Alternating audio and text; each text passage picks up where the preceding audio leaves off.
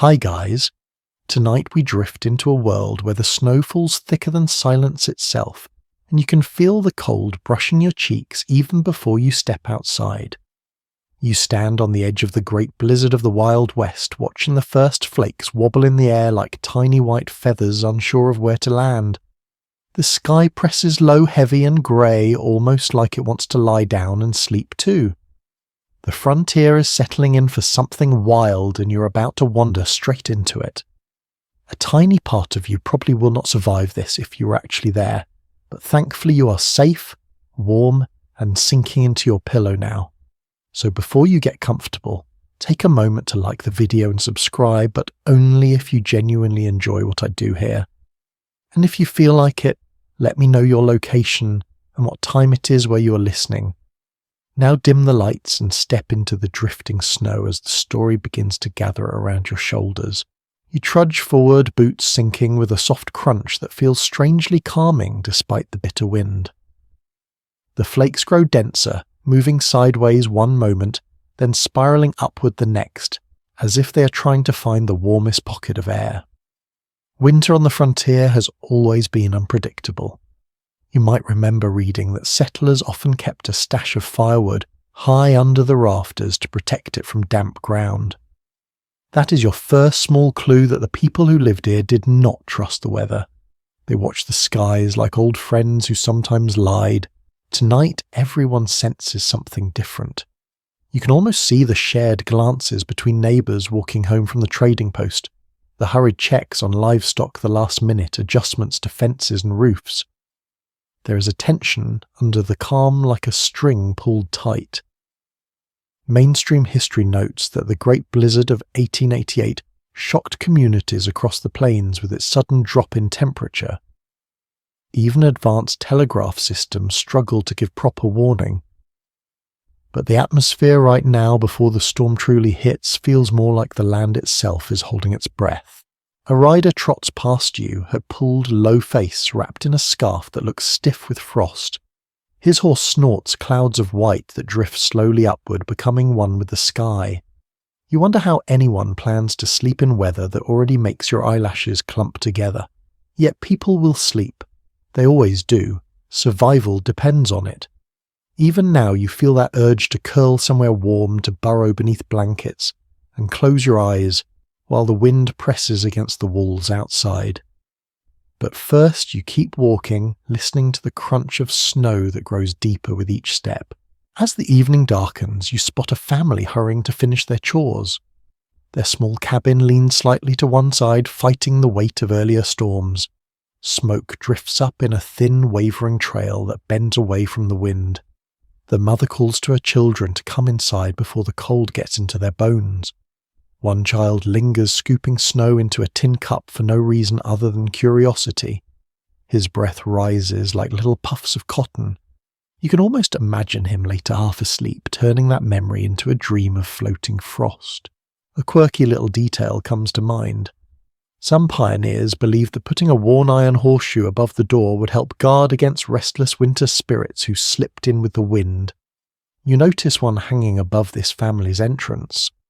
It is old and dark with rust, but it feels symbolic, a tiny charm against the cold that is preparing to swallow everything. The wind sharpens. It slices along your collar, finding the seam and pushing cold fingers inside. Historians still argue whether settlers had enough time to prepare for the storm or whether the speed of the temperature change made preparation almost impossible. You can feel that uncertainty now. The flakes have turned fast and sharp, like tiny arrows bouncing off your cheeks. You pull your scarf higher, feeling its scratchy wool rub your chin. Inside the cabin, the family banks their fire, tucking coals beneath ash so the heat lasts through the night. You watch through the window as lamplight flickers across the rough log walls. Their voices are muted, a low hum of routine comfort.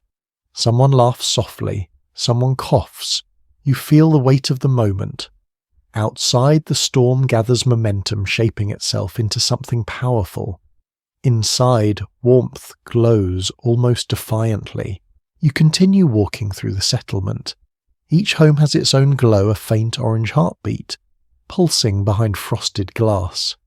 You imagine the people inside preparing to sleep in ways both practical and strangely inventive. Straw mattresses beaten flat, quilts stitched from whatever fabric they could spare, bed warmers filled with coals, hot stones tucked into socks. It is a ritual repeated year after year, and now more than ever they need these small comforts. Snow begins to pack against your boots. You lift your feet higher each step slower than the last.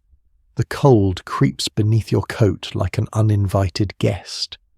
Yet your mind drifts to a softer place, imagining the subtle sounds that frontier nights carry. A log crackling in a cabin fireplace, a kettle rattling faintly in the draught, a horse shifting in its stall. Even the distant howl of the wind has a rhythm that could lull someone to sleep if they listened long enough. You reach a ridge overlooking the settlement. From here the homes look like tiny glowing islands in a rising white sea. You draw your coat tighter. The air tastes metallic the way it sometimes does before a huge storm. Your breath curls into the wind and disappears instantly. A fine, icy powder stings your cheeks. You know that once this storm fully hits, sleep for everyone will become less about comfort and more about survival. Still, you walk a little farther, trailing your gloved hand along a fence that trembles with the wind's push. You try to imagine curling up tonight in one of those cabins with walls thin as your palm. You imagine listening to the rising storm while wrapped in scratchy blankets, hoping the fire holds, hoping the roof stays solid, hoping the night passes gently. Finally, you turn back toward the settlement lights. The snow behind you has already begun to erase your footprints. The blizzard is arriving faster than anyone expected, and you can feel the land bracing, every home preparing to hold its people through a night of cold that presses like a heavy, hungry thing. And even in this deepening winter dusk, you sense how sleep will become its own kind of frontier. You move closer to the nearest cabin, now feeling the sting of wind carve patterns across your cheeks. The snow gathers faster than before, transforming the world into a white blur that softens everything except the cold itself. You push your hand against the doorframe as you enter, letting the warmth spill over you like a slow exhale. Inside, families are tightening up their living spaces with the quiet focus of people who understand that the night might test every seam in their walls. You glance around and notice how settlers seal the gaps with anything they can find. Rag strips packed into cracks, hardened mud smeared along crooked joints, bits of torn fabric stuffed under door edges. This method is crude but effective, the kind of ingenuity that grew naturally in frontier life. A mainstream historical fact often mentioned is that many cabins were built hastily with green wood that shrank as it dried, leaving huge gaps for winter air to creep through. That is exactly what you're seeing now. The walls look strong from a distance, but up close you can slip a finger into half the seams. The father of the family stands on a stool while holding a strip of burlap along a beam. His hands tremble slightly, not from fear, but from the cold that followed him indoors. His breath still hangs in the air as a faint fog. The mother kneels near the hearth, tucking ashes over glowing coals to trap the heat until morning. Every movement has purpose. Every gesture carries a sense of practiced caution. A quirky detail catches your attention. In one corner sits a tiny jar filled with something murky and red-tinted. The mother explains that some settlers believed mixing cranberries with fat and rubbing it on window edges helped keep frost from sealing the shutters shut. You cannot tell whether it ever worked, but you like the quiet stubbornness of the idea. People here cling to every scrap of knowledge that might help them survive the cold. The children huddle beneath a quilt watching their parents finish the nightly preparations. They run their fingers along the patches, pointing out pieces of their old clothes stitched into the fabric.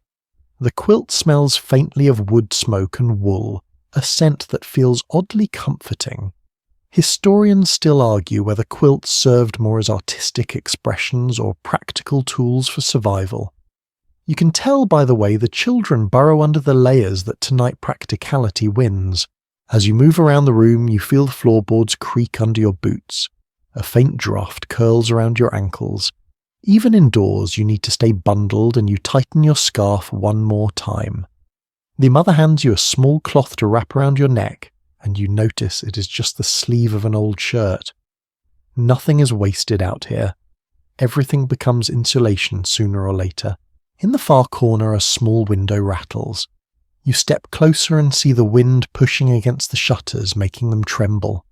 Frost begins to feather along the glass in delicate branching patterns. You place your palm on the window and feel a faint bite of cold that travels straight up your arm. The father quickly wedges another strip of fabric into the frame. The storm outside wants to come in. It always does. But the settlers intend to hold it at bay for as long as possible. A pot of stew simmers gently beside the fire, thick and heavy with potatoes and a little salted pork. This scent warms you more than the heat does. The family will eat before sleeping, not because they are hungry, but because they know a full stomach slows the chill that creeps in during the night. Your own stomach rumbles soft but noticeable, as if responding to the memory of warmth, more than the promise of food. The oldest child asks where you slept last winter, and you feel their eyes on you, curious and earnest. You imagine how you might describe your modern bed with its plush mattress and warm blankets, but you hold back. The world they know is simpler, harder, but full of small comforts they treasure deeply. Instead, you tell them you slept under a sky full of stars that felt close enough to touch. They nod, accepting the answer like a secret they will dream about tonight. The mother checks the door latch, pressing it down firmly. A faint rattling noise echoes as the wind pushes harder. Snow piles against the outer wall, almost singing as it brushes the logs. You know that by morning the door might be blocked entirely. She knows it too, but neither of you say anything. The family begins their bedtime preparations. The children shake out the straw on their shared mattress, fluffing it as best they can. You smell the dry earthiness of the straw mixed with a hint of last summer's sunshine trapped inside each stalk. The mattress rustles like a small field shifting under invisible breezes. The father unrolls an extra pelt to place over the straw, worn but warm. The fur brushes your fingers soft in some places and rough in others. On the hearth the fire dims, casting long shadows that sway along the walls. The flicker reveals the uneven texture of the logs, the small knots and cracks that make the cabin feel handmade and human. You hear a faint whisper of icy snow hitting the roof. The sound is gentle now, but it will grow stronger as the night deepens. Your mind drifts to the countless settlers who prepared for nights like this with little more than instinct and courage. Some used clay to seal their chimneys. Others placed heavy stones on their roofs to keep them from lifting in heavy winds. Many carried the quiet hope that morning would come with the cabin still standing. You sense that same hope here, warm and flickering just like the fire. As the family settles into their sleeping spots, you find a place near the wall where the warmth from the fire still reaches. You stretch your legs and adjust your coat. The wool presses cool against your back. A soft hum fills the air as the family speaks in low tones, not exactly whispering, but close to it. The kind of speech that floats gently through the shadows. Outside, the blizzard grows louder. The wind moans along the edges of the cabin. A gust hits the wall behind you, sending a small vibration through the logs. The children shuffle closer together, tugging the quilt up to their noses. One of them murmurs a little prayer that their grandmother taught them. Simple words, quiet, comforting. You lie there, listening to everything. The settling of the logs, the slow bubbling of the stew pot, the tiny crackle of a lone ember trying to reignite. The soft breathing of people determined to sleep even as nature roars around them. Warmth wraps around you, slowly, like an old friend placing a hand on your shoulder. You close your eyes for a moment, letting the gentle darkness fold over you. The storm rages on, but inside the cabin you feel held sheltered by the fragile strength of this small frontier home. And as sleep begins to nudge at the edges of your thoughts, You sense how tightly these people cling to every bit of warmth, every strip of fabric, every ember. Tonight they sleep because they must, and you sleep because their world invites you to rest with them even inside the heart of a rising storm. You move deeper into the cabin, guided by the quiet rustling of blankets and the soft crackle of the fire settling into its nighttime rhythm. Your eyes drift toward the sleeping area where the heart of frontier comfort lies waiting. This is where you learn the secrets of frontier bedding, those layers of warmth that settlers relied on when the cold outside reached for them with icy fingers. You kneel beside the main bed, if you can even call it that. It is a rough wooden frame topped with a tick mattress filled with straw. You press your hand into it and feel the uneven crunch beneath the fabric, a texture that shifts and crackles like dried leaves. Straw mattresses were the standard in most frontier homes, a mainstream historical fact that often surprises people who picture feather beds in old Western films. Feathers were expensive, rare, and far too delicate for the rough realities of daily life. Straw, on the other hand, grew everywhere and could be replaced with each harvest. Settlers simply stuffed what they had into canvas or linen sacks and smoothed it the best they could. You tug lightly at a corner of the mattress and notice a faint scent rising from the straw. It is not unpleasant. A mix of dust, old sunlight, and a memory of summer fields now buried under feet of snow. You imagine lying down on this bedding after a day of hard labour, feeling each uneven lump and still thinking it was the softest thing in the world. Nearby, the mother carefully spreads out pelts across the straw mattress. One is deer, hide another, perhaps from a coyote, and a third from a rabbit stitched together from scraps. The fur varies under your fingertips, some patches plush and thick, others wiry, all carrying the faint musk of the animals they once belonged to. These pelts hold heat like nothing else, warm in bodies quickly, even when the air freezes inside the cabin.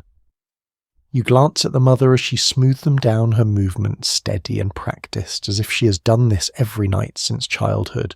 She tells you that on the worst nights, settlers sometimes slept with their coats still on, and if they were lucky enough to own scarves or long socks, those stayed on too. The idea was simple. The fewer layers removed, the more warmth retained. You picture rolling into this nest of straw and fur wrapped in wool with icy wind clawing at the shutters. Feels strangely cosy in a primitive, earthy way.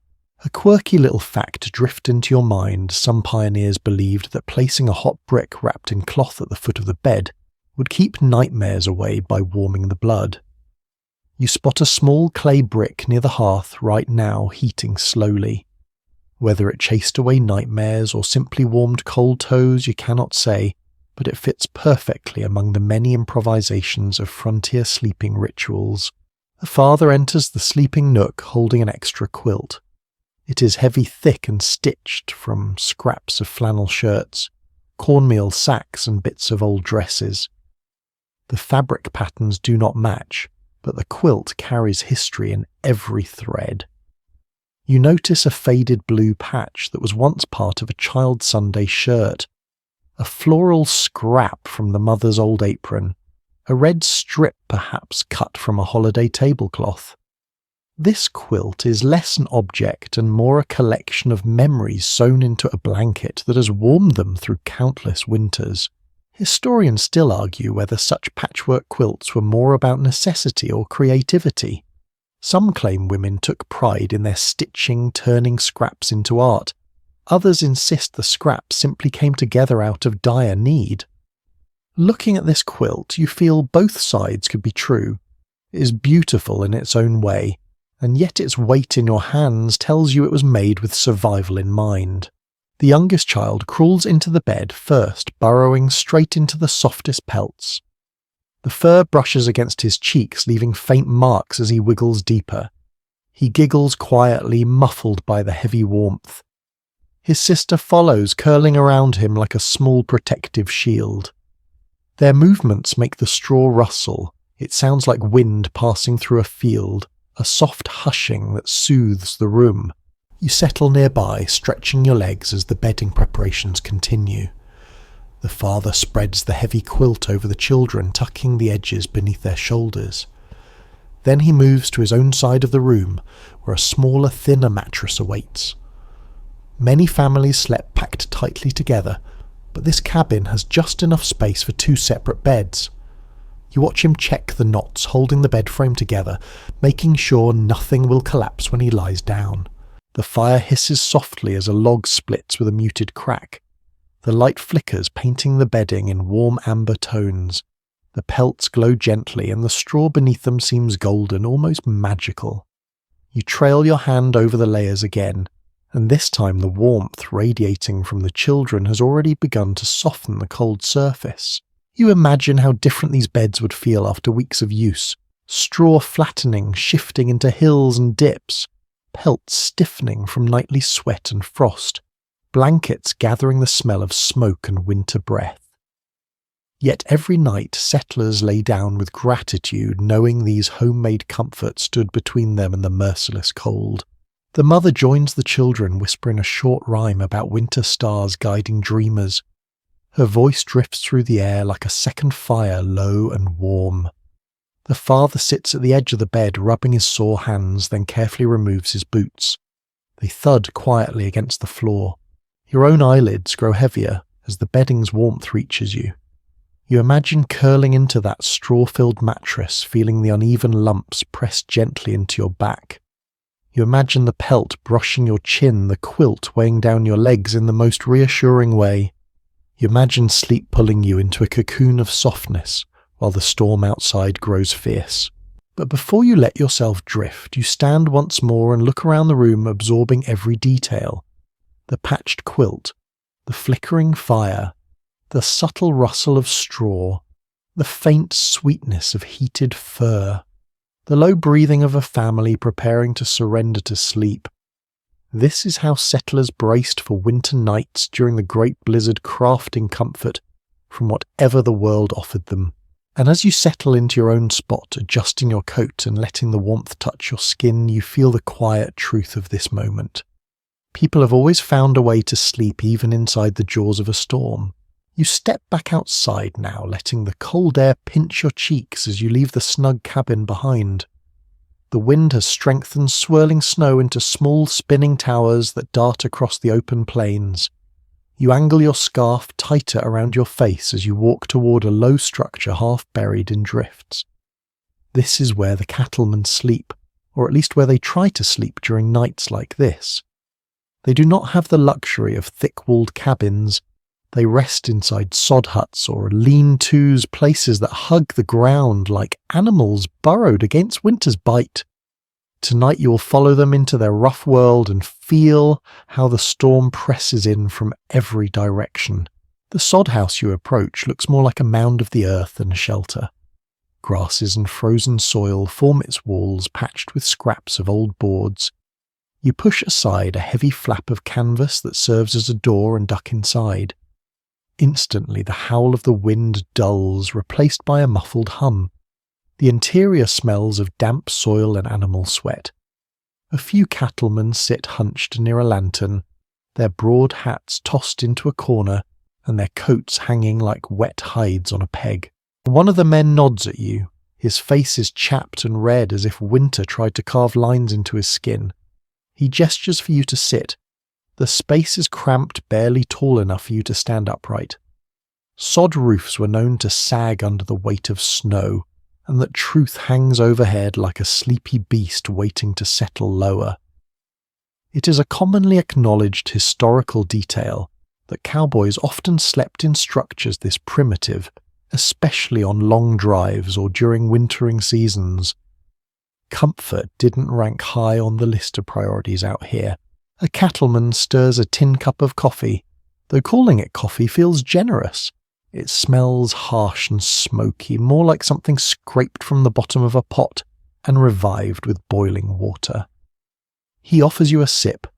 The taste bites your tongue, but the heat slides warmly down your throat. You settle onto a crate beside him, letting your limbs relax in the dim glow. The sleeping arrangements are almost comically rough. Some men sleep upright backs against a wall, hats tilted over their eyes. Others stretch out on bedrolls lined with coarse wool or canvas. A couple of them have nothing more than spare saddle blankets to wrap around themselves. You run your hand across one of the bedrolls, feeling the stiff fabric that scrapes your fingertips. Cowboys prize durability over comfort, and you feel that reality in every fibre. A lantern flickers as a gust sneaks through a crack in the wall. Cold air spills in, making you shiver. One cowboy grabs a clump of snow-lined grasses and stuffs them into the opening.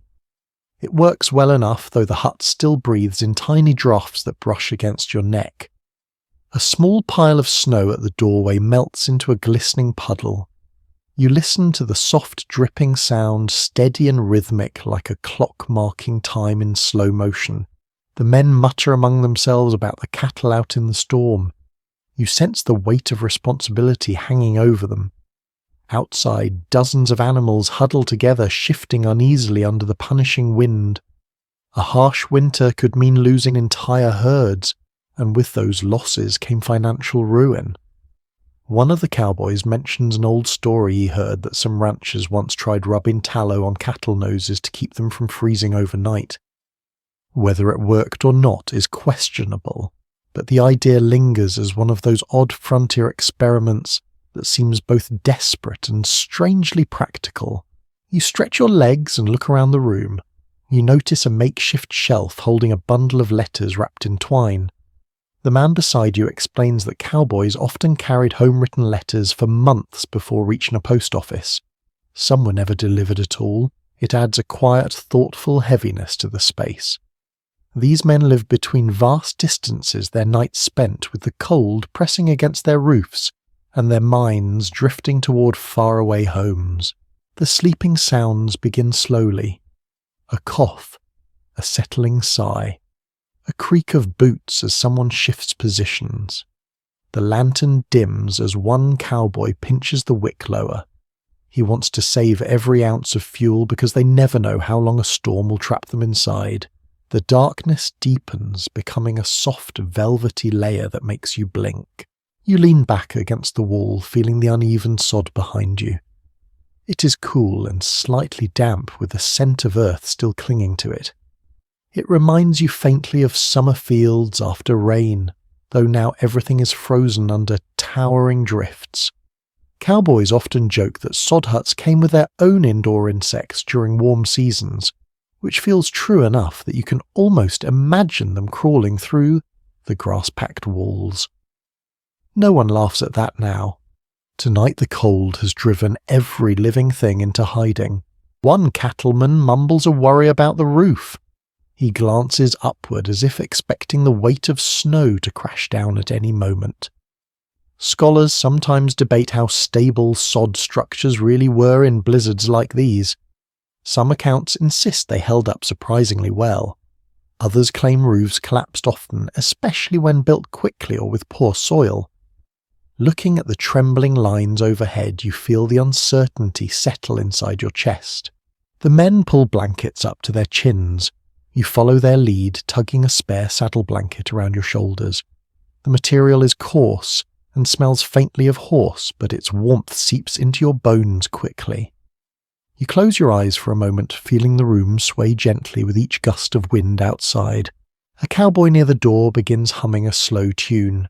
It's not quite a lullaby, more like a drifting chant that echoes softly through the sod walls. You feel your breathing sync with the rhythm. The storm outside rages harder, but the hut becomes a small pocket of stillness, a sanctuary carved out of dirt and determination. Your thoughts drift toward the cattle outside, imagining their slow movement as they shift together, pressing flank against flank for warmth. You think about how many nights cowboys slept like this, guarding herds through winters that could break them. You imagine their dreams filled with endless plains, rolling storms, and the soft thunder of hooves. As you start to settle in, the wind hits the hut with a deep groan. The walls shudder, dust falling lightly onto your coat. No one moves, no one panics. They all know this sound. This hut may tremble, but it will likely hold. And so you allow yourself to ease down further, your body sinking into the blanket, your mind softening around the edges. You feel the weary camaraderie of cattlemen who have carved a fragile warmth into the heart of a brutal storm. Here, with the snow piling up outside and the world muffled to a whisper, you understand how sleep becomes less a luxury and more an act of resilience.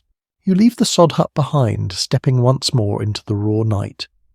The storm has grown thicker, swallowing shapes until the whole world dissolves into shifting white shadows. You pull your coat tight and tilt your head down as you walk toward the distant outline of a stranded train. The metal shape groans under the weight of snow, its once proud black engine, now coated in a hard shell of ice.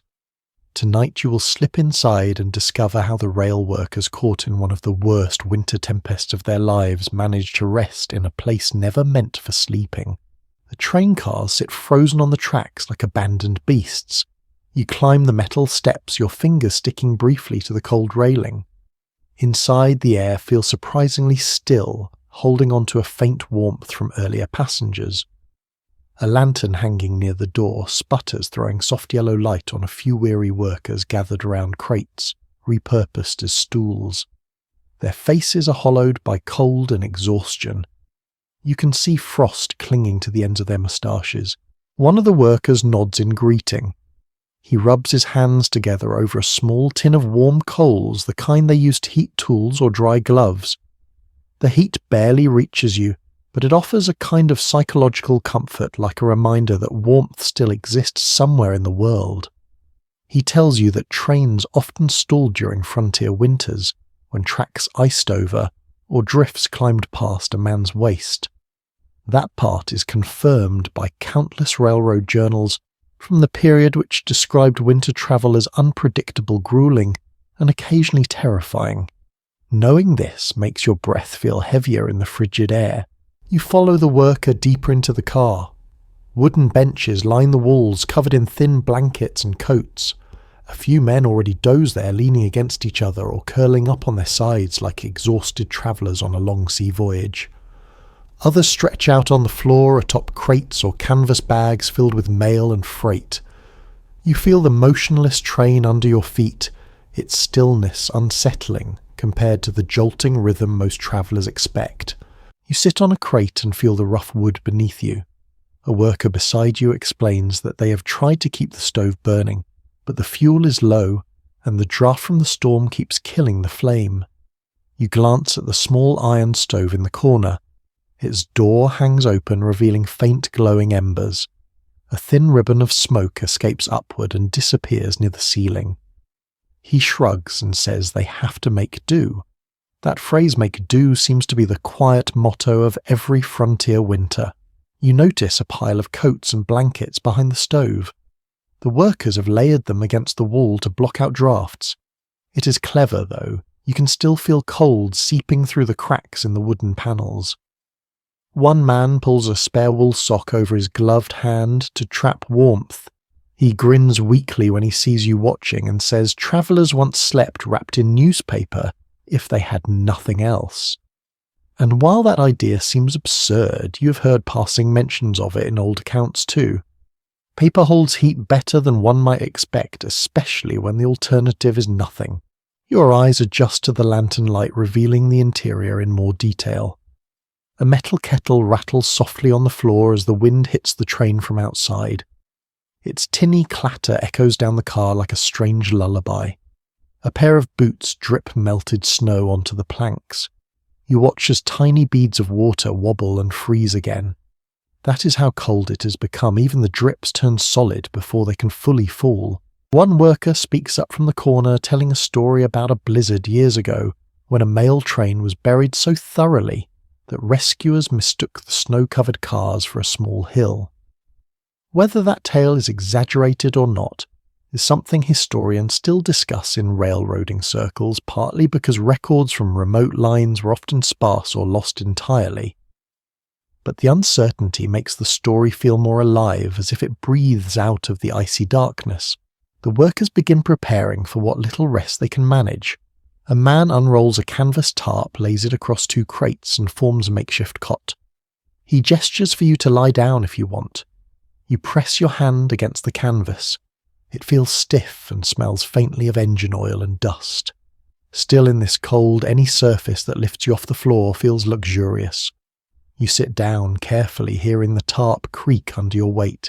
A worker near you pulls out a small metal charm shaped like a star. He hangs it on the lantern hook, explaining that his grandmother once insisted it protected travellers from storms. You tilt your head, studying the delicate shape. Superstition was common in rail life because men travelled, far slept in strange places, and lived between danger and uncertainty almost every day. The charm flickers in the lantern's glow, swinging slightly as the wind nudges the train cart. More men settle down. One curls up beside a crate of canned peaches. Another folds a coat into a makeshift pillow. You watch as one worker carefully loosens his boots, but keeps them on, saying he will not risk frostbite by removing them entirely.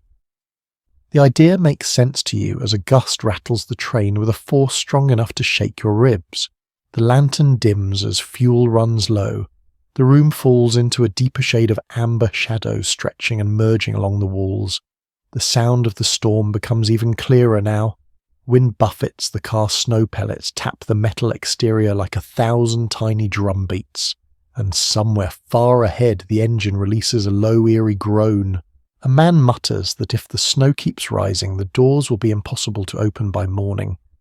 Another replies that he has seen worse. You can feel the tension under their words, not fear exactly, but a weariness born from too many winters spent fighting the same cold enemy. Someone begins softly tapping a rhythm on the side of a crate. You recognize it as a tune sometimes called a worker's lull, slow, steady, almost hypnotic. This sound blends with the storm until the rhythm seems to exist both inside and outside the car. Your eyelids grow heavier with each gentle tap. The air grows colder still, and you pull a blanket tighter around your shoulders. You lower yourself onto the makeshift cot. The canvas is unforgiving, but the warmth of nearby bodies slowly creates a cocoon around you. You can smell smoke on the coat soil, on the tools, frost on the air. The room settles. Breathing softens.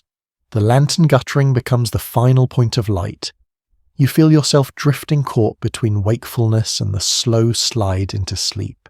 This is how the rail workers rest during the great blizzard, not comfortably, not warmly, but together improvising beds from crates, and hope letting exhaustion wash over them as the storm pounds against the walls. Here, rocked gently by wind and fear, you begin to understand how sleep sometimes slips in only when you surrender fully to the night. You slip out of the train car and into the storm again, feeling the cold bite harder the farther you walk. The snow now rises almost to your knees, swallowing your steps with a muffled hush. The wind swirls around you in sharp gusts, nudging you toward the warm glow of another cabin a short distance away. This time you step into a household where the nightly responsibilities fall heavily on the women of the frontier. Their tasks stretch far beyond daylight, flowing straight into the hours when most people would be dreaming. Tonight you stand quietly in their small world and watch how they prepare for rest while keeping everyone else alive. Inside, the air hits you with a wave of heat mixed with the scent of wood smoke and boiling herbs. A woman stands at the hearth sleeves, rolled up, stirring a pot of something aromatic. Her hair is tied back with a strip of fabric and her cheeks glow from the fire's warmth. She offers you a nod before turning back to her tasks.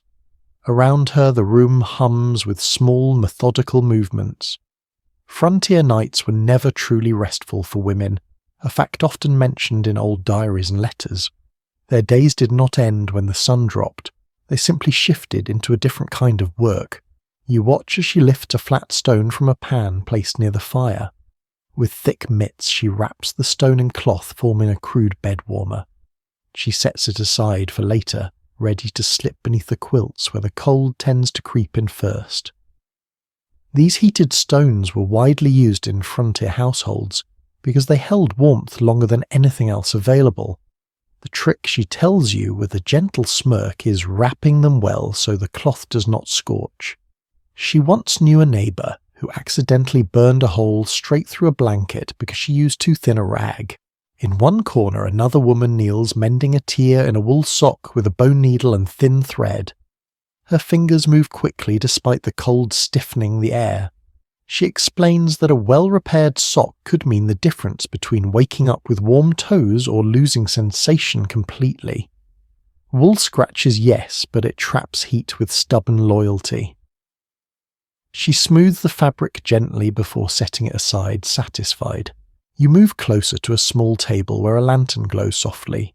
There you see an assortment of tools used for nightly tasks, a wooden spoon blackened from years of stirring a crock of salve for chapped hands, a stack of worn rags ready for plugging draughts, and a tiny tin where the woman keeps a mixture of dried herbs. She sprinkles some into a cup of steaming water and hands it to a child sitting nearby. The drink smells of mint and something earthy. Herbal infusions were common remedies in the frontier, not just for sickness, but to relax muscles after a day's labour. Whether they work through chemistry or simple comfort is something old medical journals often disagree on. The child drinks slowly, glancing at the frost forming around the window frame. The wind rattles the shutters hard enough to vibrate the glass. The woman pats the child's shoulder, whispering something reassuring. You can almost guess her quiet promise that morning will come, that the storm will pass, that warmth can hold out until the sun lifts its pale face again. You notice a basket of laundry near the hearth. The woman explains she keeps it close to dry the last bits of moisture before bedtime. Frozen clothes stiffen into shapes like wooden boards if left too long unattended. That has happened before she tells you with a chuckle, recalling the time a shirt became so rigid from frost that she had to stomp on it to fold it. It sounds like an exaggeration, but frontier letters occasionally mention such oddities, proof of how deeply winter could infiltrate daily life. A pot lid clatters as the storm slams against the side of the house. You glance at the door. Snow hisses against it, gathering outside in heavy drifts. The woman stokes the fire again, careful not to let the flames flare too high. Fire control is one of her most important responsibilities. Too much heat risks consuming precious fuel. Too little risks letting the home freeze. Keeping a balance overnight requires steady attention and an almost instinctive knowledge of the hearth. Many journals from that era note that women often rose multiple times through the night to check the fire, sacrificing their own rest so the household could survive. The woman picks up a scrap of cloth and dips it in melted tallow. She wipes it along the hinges of the door latch to keep it from freezing shut. She mutters that nothing is worse than waking to a door jammed solid by ice. She once had to chip her way out with a hatchet in the morning while her children shivered in their beds. Her tone stays calm, almost amused, as if extreme winter inconveniences have become old acquaintances rather than crises. A small dog curls near the hearth paws tucked under its chin. It watches you with sleepy eyes.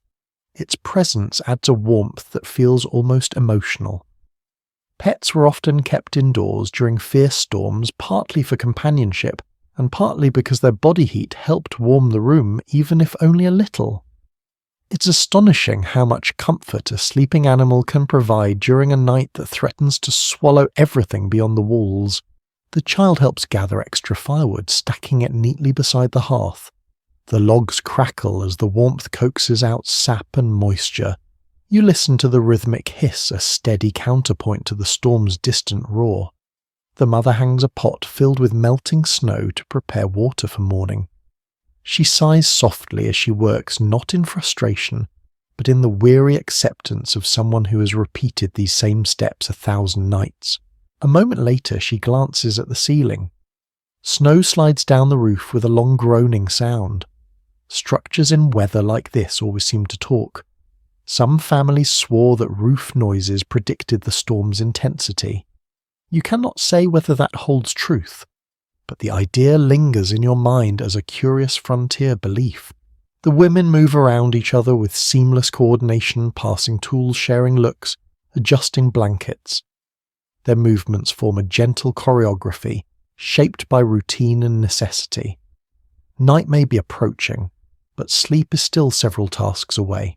One of the women recounts a memory of a blizzard her grandmother once described in which a kettle froze solid even while hanging above embers. Whether such a story is literal or embellished is something historical storytellers still debate, especially because frontier records blend fact, fear and pride so easily. But as the storm rages outside, the tale feels entirely possible. You watch her take one final lap around the room. She checks the window seams, presses her palm against the floorboards near the walls, adjusts the quilts at the foot of the bed, and banks the fire one last time. Only when everything is prepared does she finally ease herself onto the straw mattress, pulling a heavy quilt up to her chin. Even then, she keeps one ear open, listening for signs of danger, a sudden shift in the wind, a crack in the roof, the sputter of a fire that needs tending. In this world, sleep is not a simple surrender. It is a balance between exhaustion and vigilance. You settle nearby, watching her breathe slowly in the dim, flickering light. Her rest is quiet but not deep. Her hands still smell of wood smoke and tallow. Her hair holds flecks of frost from earlier chores. Yet in this fragile moment, with the storm battering the world outside, she finally slips into a brief, precious calm. And you realize that on nights like these, the frontier women carry the weight of warmth itself, ensuring that the rest of the household can drift into the safety of sleep. You step out of the women's warm, bustling cabin and return to the storm that seems determined to erase every shape in the world. Snow stings your face like tiny cold needles, and the wind whips your coat around your legs as if trying to herd you somewhere. You follow the faint echo of children's laughter carried on the air, a strange and hopeful sound in the middle of a blizzard. It leads you toward a smaller, humbler cabin where the nightly ritual of settling youngsters to sleep takes on its own rhythm, threaded with fear, comfort, and the stubborn resilience of frontier families. Inside the room glows with a soft amber from a single oil lamp.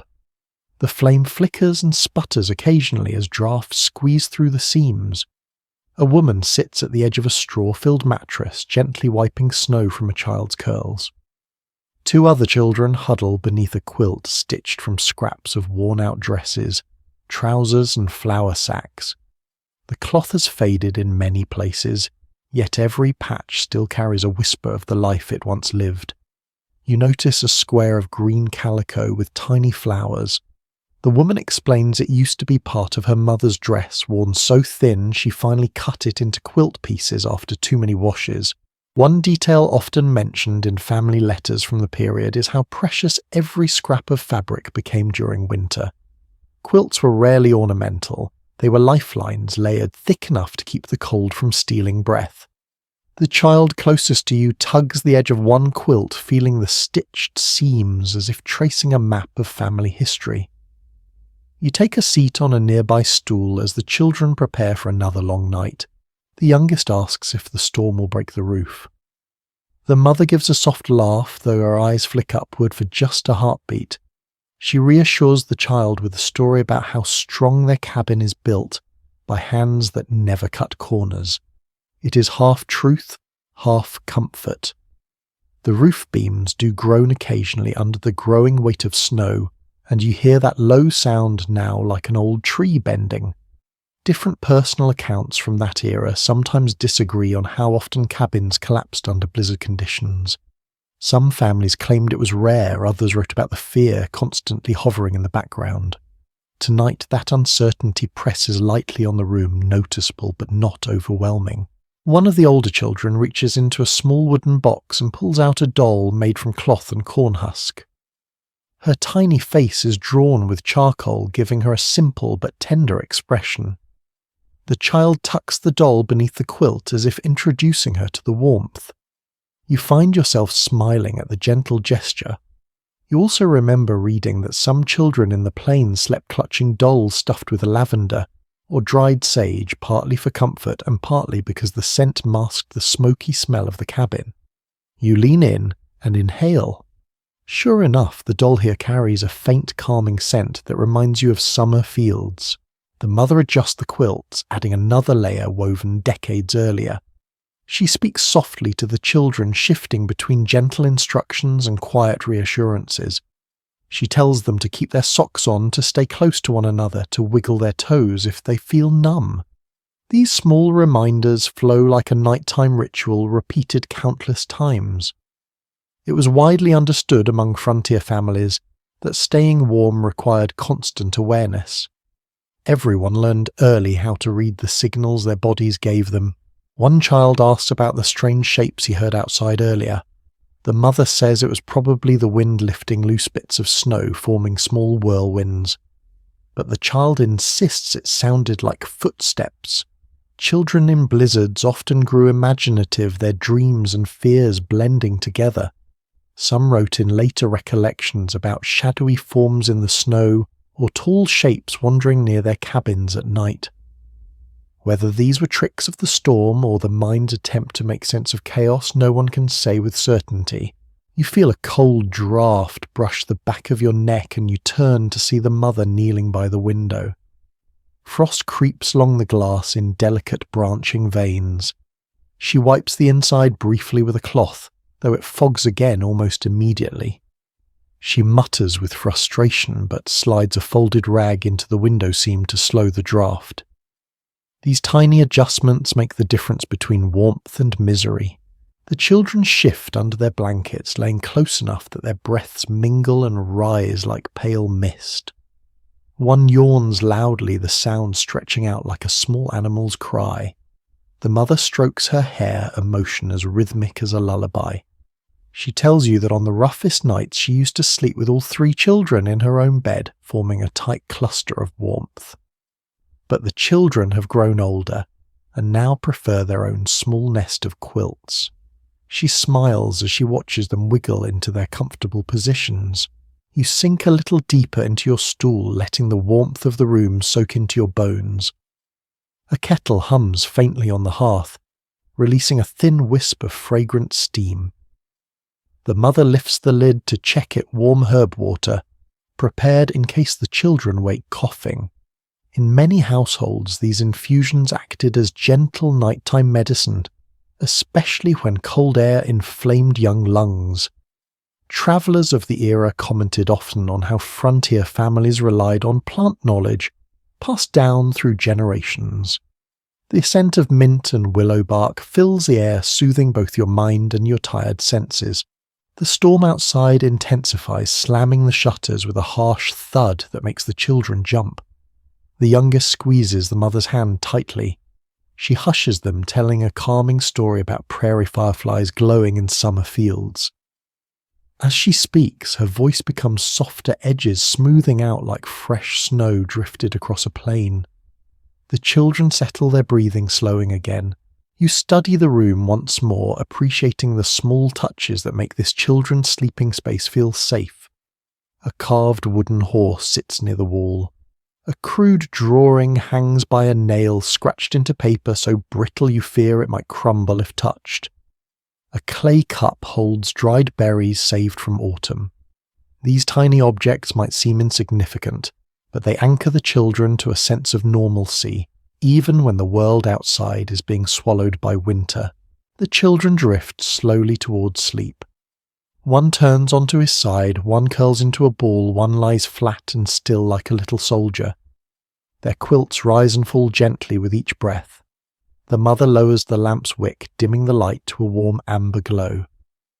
Shadows slide slowly across the room, pooling in corners stretching across the floorboards. For a moment the cabin becomes perfectly still. Just the faint crackle of the fire, the slow breathing of resting children, and the distant roar of the blizzard weaving through the night. You sense a shift in your own body, a soft pull toward rest as the warmth and quietude wrap around you like an invisible blanket.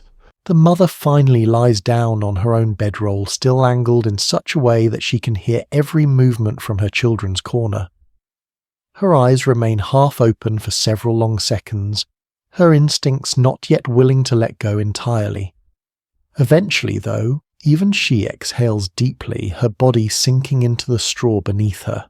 Watching them all, you realize how frontier children learned early to sleep through storms, to find comfort in thin walls and patchwork quilts, to trust in the small protective gestures of those who loved them.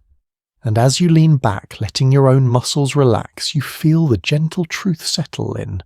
Even in the heart of the blizzard, Warmth can grow from the smallest corners of the world.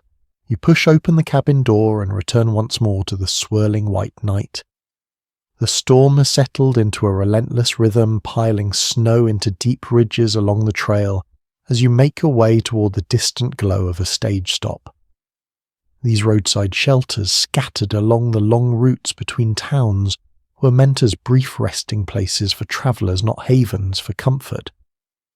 But tonight the blizzard forces strangers together under one roof, turning the stop into a communal nest where people trade warmth stories and whatever space they can find to sleep. As you step inside, the first thing you notice is the smell, smoke, damp wool, spilled coffee, and the faint tang of horse sweat drifting from the stable beyond the wall. The stage stop feels crowded even before your eyes adjust. Lamps hang from crooked hooks, casting shaky pools of yellow light. The room is thick with travellers wrapped in coats and blankets, their faces flushed from the cold and etched with the weary relief of people who narrowly outran the storm. A man near the counter greets you with a nod. His cheeks are raw, his gloves stiff with frost. He tells you they brought the last stage in just before the trail became impossible to see. Contemporary accounts from stagecoach companies often mention how dangerous winter runs were, with drivers sometimes navigating by the sound of their horses' hooves rather than sight. Knowing that you picture the riders fighting the wind only hours earlier, gripping reins stiff as iron, you weave through the crowd. Travellers cluster around a central stove that glows with a hot red heart. People press their boots close, hoping to thaw them before the leather cracks. The stove pops and spits occasionally its iron sides covered with dents from years of service. A kettle steams on top, and someone ladles out warm broth into tin cups, passing them hand to hand. You accept one feeling the heat seep through your gloves and into your palms. The broth tastes thin but comforting, like the idea of a meal pretending to be the real thing. Sleeping arrangements are creative.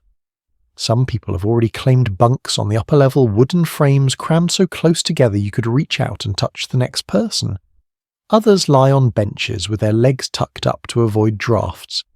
A few share thick blankets, pairing up for warmth without asking each other's names. One man has constructed a bed from luggage, covering it with 2 coats and a saddlebag that he uses as a pillow. Travellers improvising beds like these appears in many handwritten recollections from the period, showing how adaptability was essential in places like this. Across the room, 2 women try to warm their hands near the stove. One removes her mittens and holds them close to the heat. The mitten steams slightly, sending up the scent of damp wool. She laughs quietly, saying her grandmother used to stuff mittens with dry hay on the coldest nights to help hold the heat. Whether that practice was widespread or simply a family habit is hard to pin down, since surviving diaries mention both hay and rags used for insulation depending on region and season. A traveller with a pipe sits at a corner table carving a bit of wood with a pocket knife. He tells you some stage stops kept spare quilts made by local women in exchange for supplies or coin. The one draped over his shoulders bears mismatched fabric squares, evidence of the trade. You nod, admiring the worn craftsmanship, even as the edges fray like old memories. Near the back wall, you hear a heated debate between 2 men about whether the storm will let up by morning or trap everyone through the next day. Their opinions differ wildly. That mirrors the variety of historical weather notes from frontier towns. Some descriptions exaggerate, others minimize, and many contradict one another so thoroughly that modern researchers still cannot agree on the exact severity of particular blizzard nights. But disagreement is a kind of human warmth too, and here it fills the room with its own energy. A child sleeps on a blanket spread near the stove, curled like a small animal seeking heat. His mother keeps one hand on his back while sipping her broth. She glances at you and explains that when families had to stay in stage stops, the biggest comfort was simply staying together. She once spent a night in a similar stop as a child, sleeping with her siblings beneath a single coat that smelled of smoke for weeks afterward. You smile, sensing that the memory has softened over time into a story she now tells with fondness. The noise in the room ebbs and flows like a tide. People whisper, shuffle, laugh wearily, or sigh in relief as warmth finally sinks through their layers. Someone plucks a few soft notes on a fiddle, barely audible above the storm outside. The tune is slow and mournful, yet strangely calming. Even those half asleep seem to breathe in time with it. A man by the door adjusts wooden boards he's nailed across the lower frame to keep snow from blowing inside. He pauses to look out the window, although nothing is visible beyond the frost except swirling white. He mentions quietly that some travellers believed the wind carried voices during winter storms, echoing off plains and hills until the sound seemed almost human. Whether it is superstition or the natural acoustics of the prairie is unclear, but the idea makes you glance at the door too, half expecting to hear a whisper. You take a place near a bench and wrap your coat around your knees. The combined heat of many bodies warms the room more effectively than the stove alone. Crowding for warmth is not just practical. It feels instinctual, like migrating creatures huddling together against the cold. Beside you, an older man settles onto a blanket spread directly on the floor. He tells you he has slept in worse places, including a stable loft where chickens roosted above his head. He chuckles as he describes waking up covered in feathers. His tone makes the memory sound both ridiculous and oddly pleasant. You realize how humor often softened the harsh edges of frontier life. As the night deepens, the room grows quieter. Lamps dim. The fiddle stops. People adjust their positions, pulling blankets tighter or shifting closer to the stove. A few soft snores emerge, blending with the distant howl of the storm. The stage stop feels like a ship stranded in an ocean of snow, its passengers gathered together in a fragile flickering island of warmth. You rest your head against the wooden wall and listen to the mixture of sounds, slow breathing, crackling wood, wind clawing at the shutters. The warmth seeps into your bones, easing the stiffness that built through the day. Your eyelids feel stubbornly heavy, tugged downward by the lull of shared exhaustion. Here in this cramped and smoky stage stop, strangers sleep side by side, not because they trust one another, but because the storm demands it. In the middle of the Wild West on nights like this, survival becomes a communal act. As your own breathing slows and the room drifts further into quiet, you feel the truth settle inside you. Warmth is strongest when shared, especially in the heart of a storm that could swallow the whole world outside. You step back into the storm, the night pressing its cold weight against your chest as you move away from the noisy warmth of the stage stop. The wind has grown even more relentless, scooping up snow and flinging it across the plains in long twisting sheets. Somewhere ahead, half hidden under a drift, sits a dugout home. These earth-sheltered dwellings, carved directly into hillsides or riverbanks, were common across the frontier. Tonight you approach one, curious to feel how people slept beneath the ground while the blizzard prowled overhead. You descend a short slope until your boots strike a wooden plank. A faint glow leaks from a tiny window cut into the earth. You kneel and lift the heavy buffalo hide hanging over the entrance. When you step inside, the storm sound dulls instantly, like someone turning down the volume of the world. The air is cool, not warm exactly, but steady and calm in a way that makes your shoulders instinctively loosen. You blink in the dim light. The walls are solid earth pressed and smoothed by hand. Wooden beams span the ceiling, holding back the soil above. A small lantern hangs from a nail, its glow casting soft shadows that ripple across the earthen surfaces like reflections from a muddy pond. Near the centre of the room, a family sits clustered around a low table, finishing the last sips of hot broth before bed. One woman smiles and motions you in. She explains that dugouts keep heat better than log cabins, something many frontier accounts confirm. Thick earth walls insulated families from both the searing summer sun and the deadly winter cold. You press your palm against the wall. It feels cool but steady, as if the temperature hasn't budged in hours. There is a comfort in that stillness, like leaning against a sleeping giant. The floor is packed dirt mixed with straw. You catch its faint, earthy scent. Above you, frost lines some of the ceiling beams, and every so often a tiny droplet forms and falls with a soft pat. That drip becomes part of the room's rhythm, a quiet heartbeat echoing through the night. Settlers often wrote about moisture seeping into dugouts during storms, making the space feel damp and cave-like. Yet they remained some of the warmest shelters the plains could offer. A child tugs on your coat, eager to show you his sleeping corner. It sits beneath a low shelf carved into the wall. Straw has been spread thick across a canvas, forming a kind of nest. Over it lies a patchwork quilt stitched with large, sturdy squares.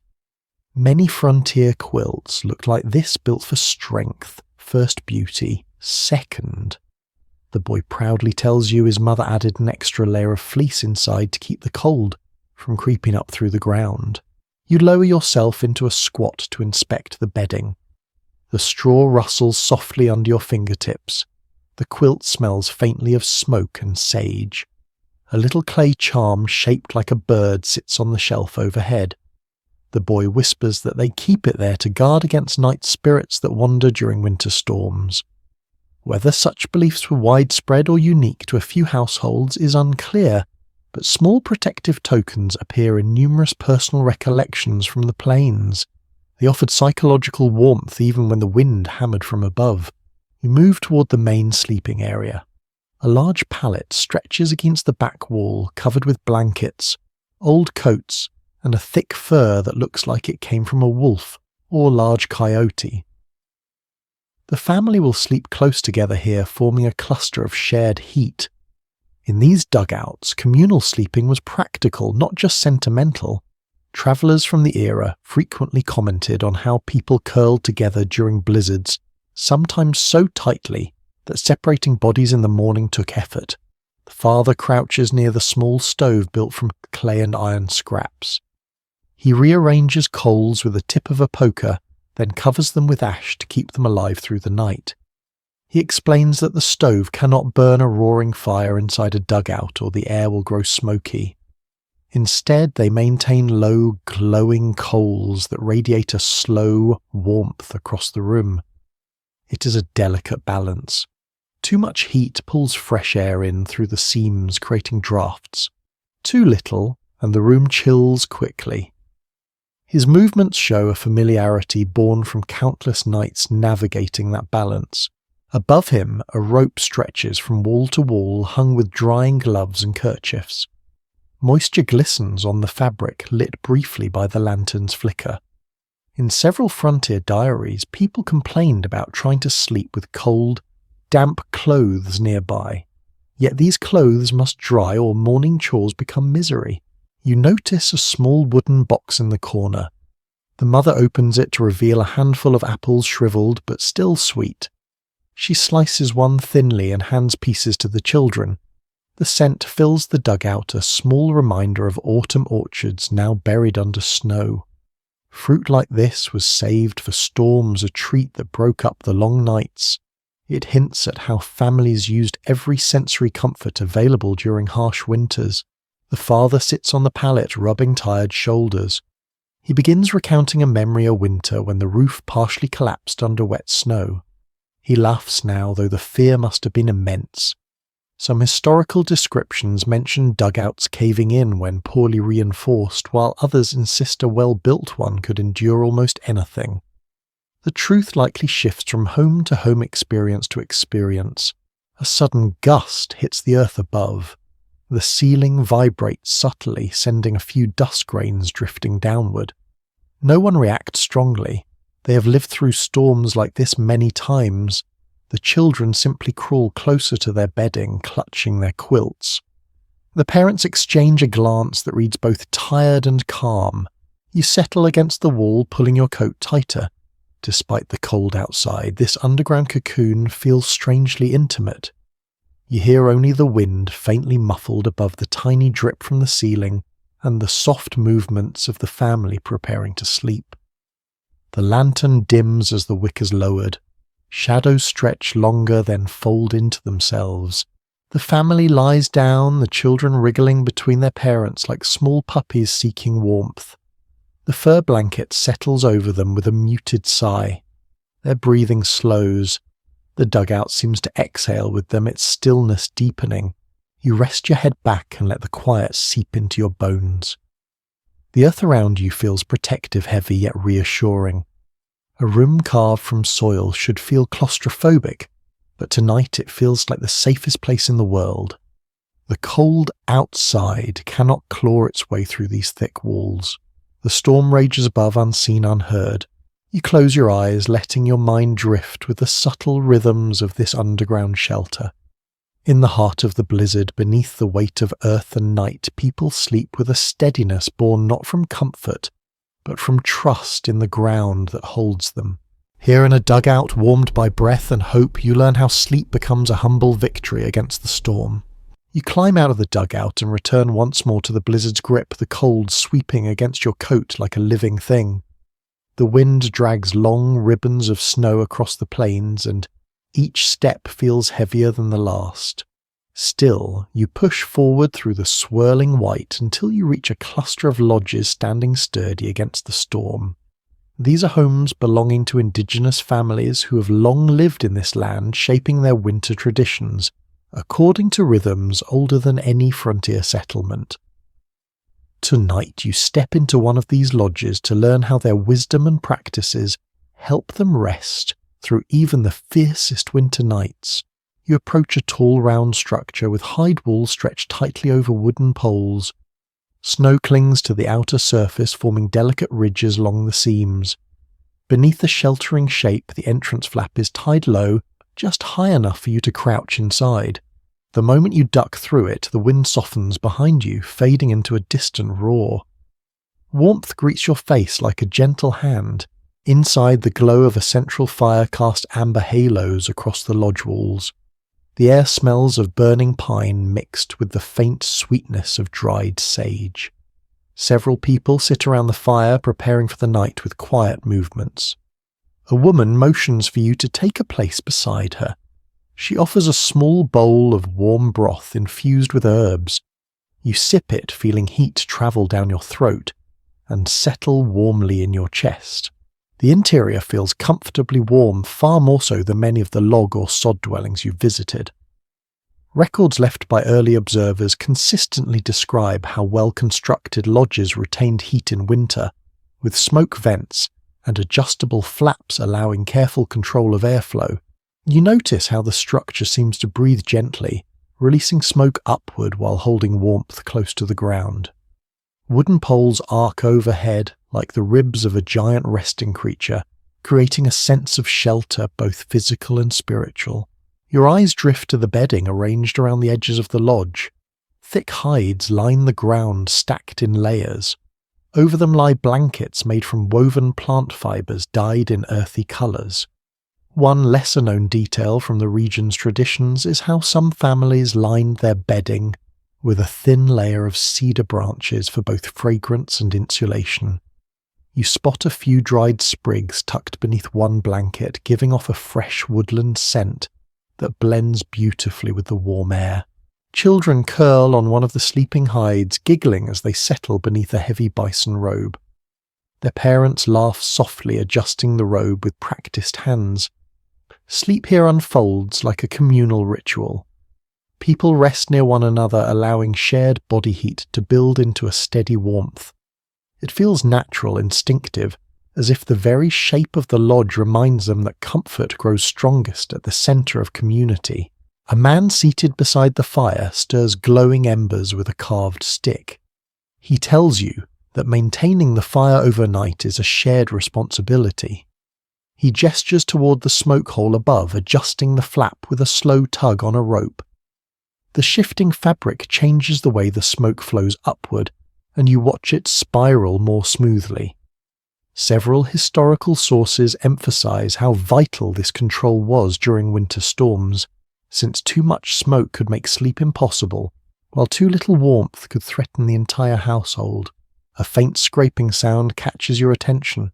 You look toward the lodge wall and notice a hanging pouch filled with dried herbs. The woman beside you explains that they burn certain plants before bed for both scent and spiritual grounding.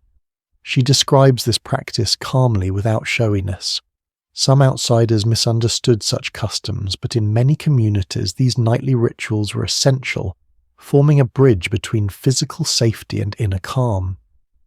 Even now, the faint aroma drifting through the lodge feels grounding, steadying your heartbeat after the turbulent wind outside. Near the entrance, you see a pair of snowshoes drying by the fire. Their frames glisten slightly from melting frost.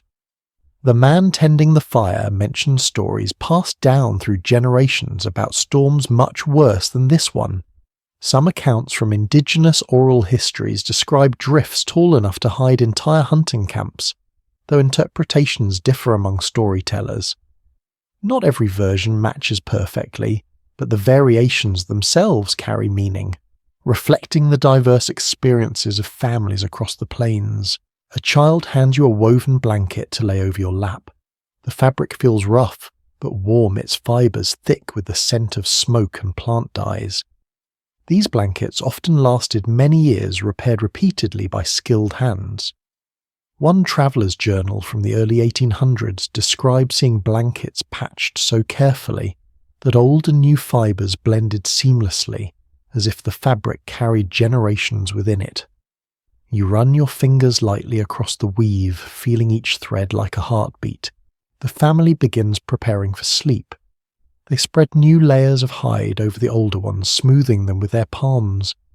A woman shakes out a robe decorated with patterns in red and black, the shapes echoing stories too old for written pages.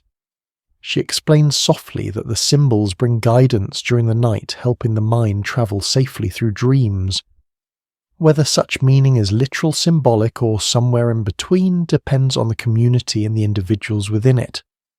Interpretations differ, which adds to the richness of the tradition. The fire crackles softly, sending tiny sparks spiralling upward before they fade into the dimness.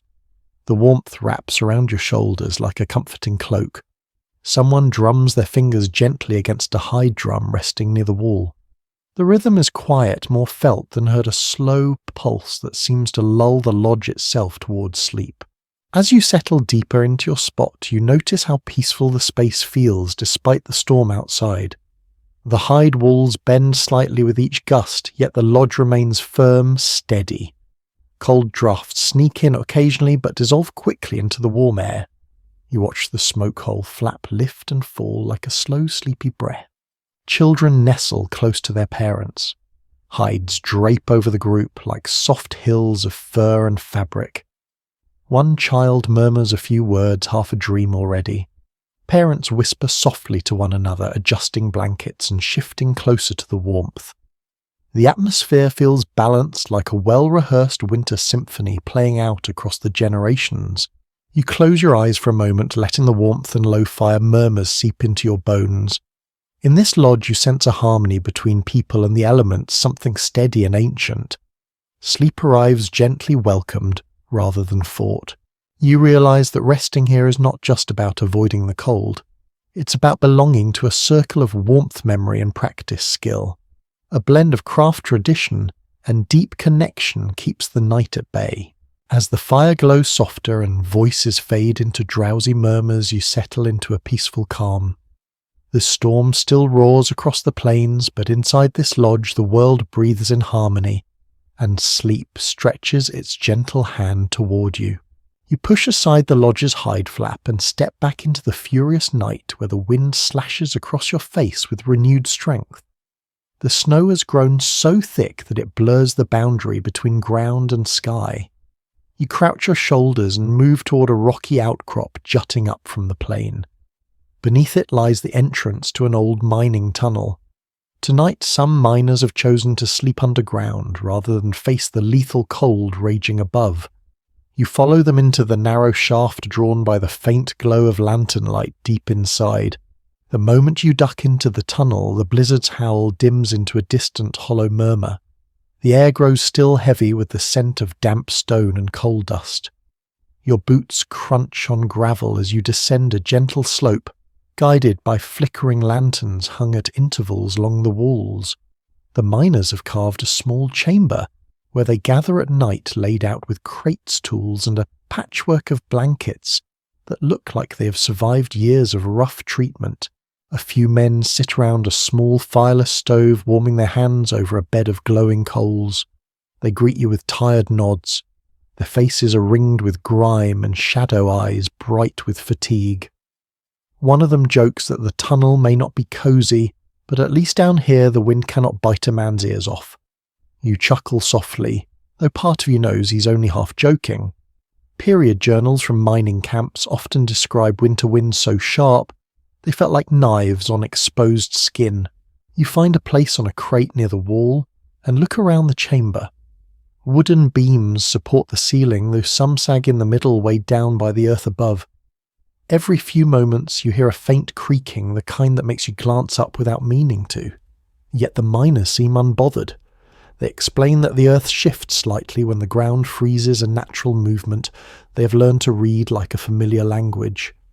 Some early mining reports mention this subtle shifting, describing it as both reassuring and unnerving, depending on one's experience underground. You study the sleeping arrangements.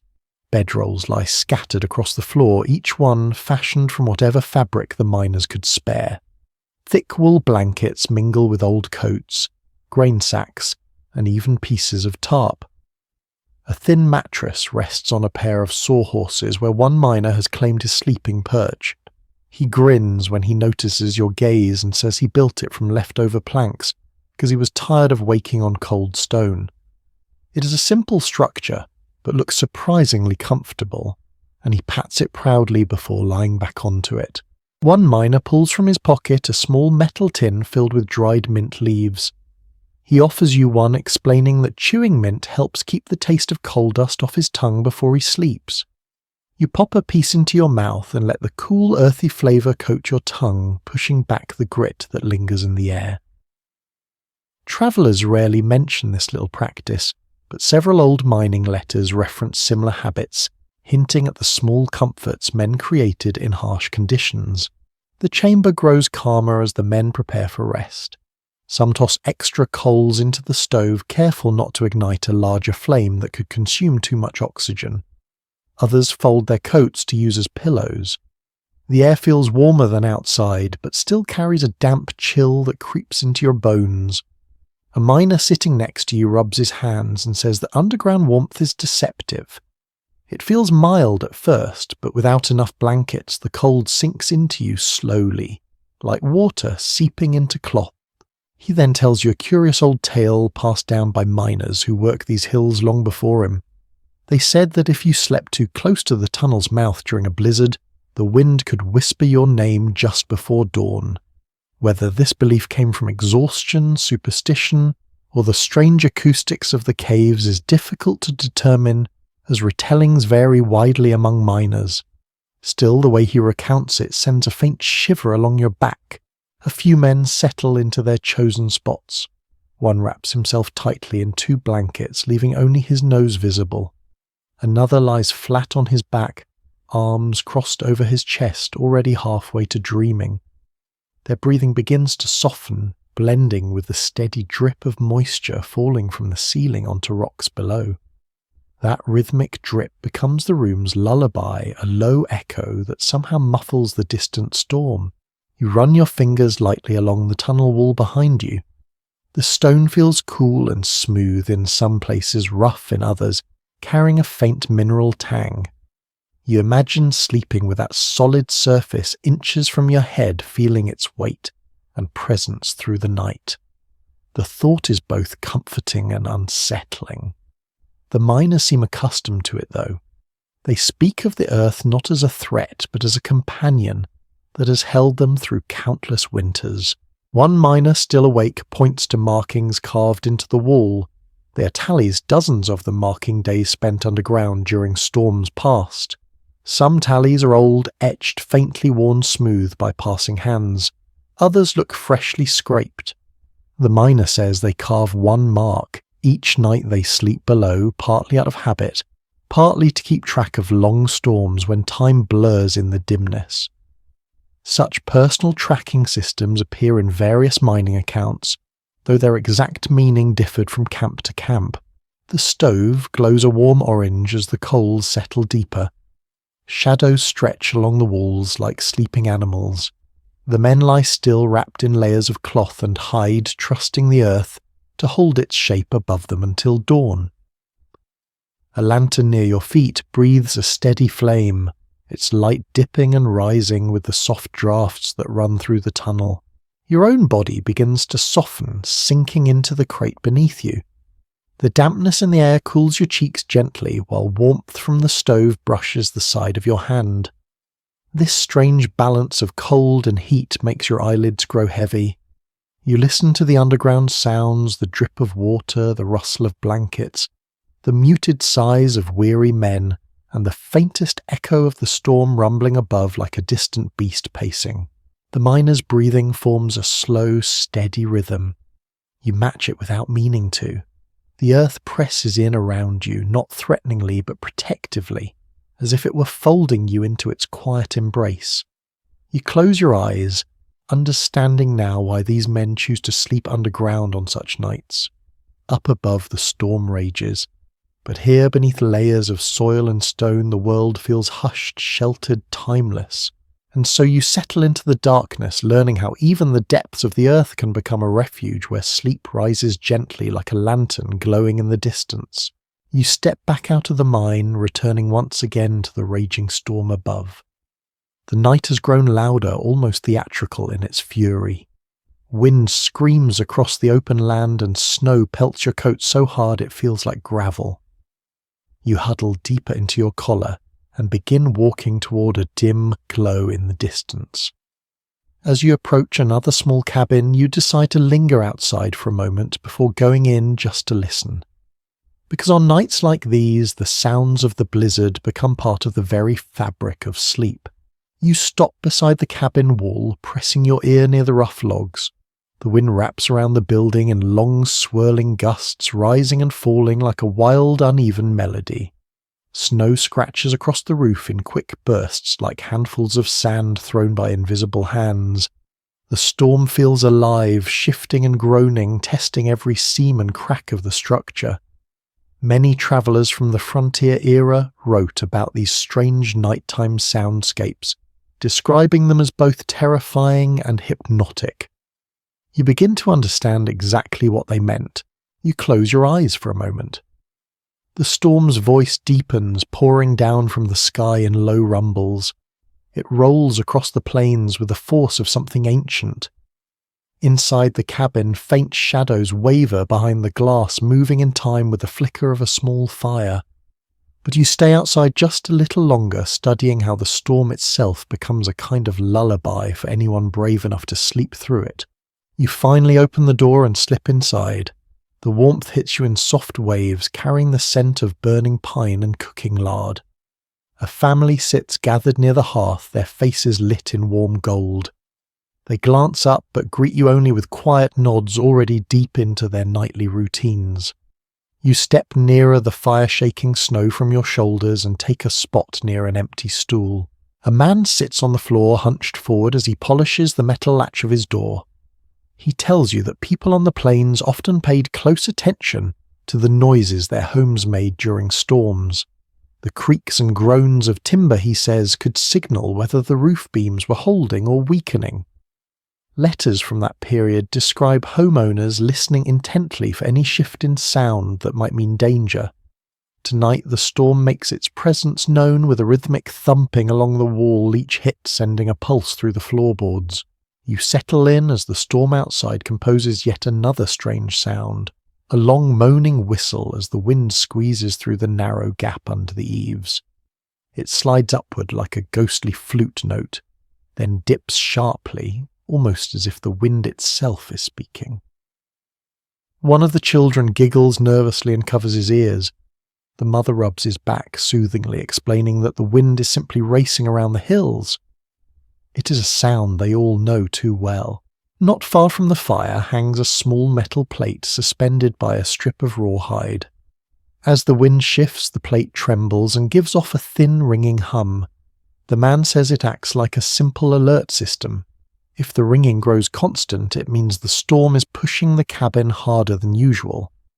This homemade trick rarely appears in formal histories, but shows up in a handful of personal memoirs from settlers who needed creative ways to monitor the weather while they slept. You glance toward the shutters as the wind slams them suddenly. The whole wall shudders, pulling a gasp from the children, but the father simply nudges a wooden wedge tighter beneath the frame. He assures them the building is sturdy, though his eyes flick upward for just a moment toward the roof.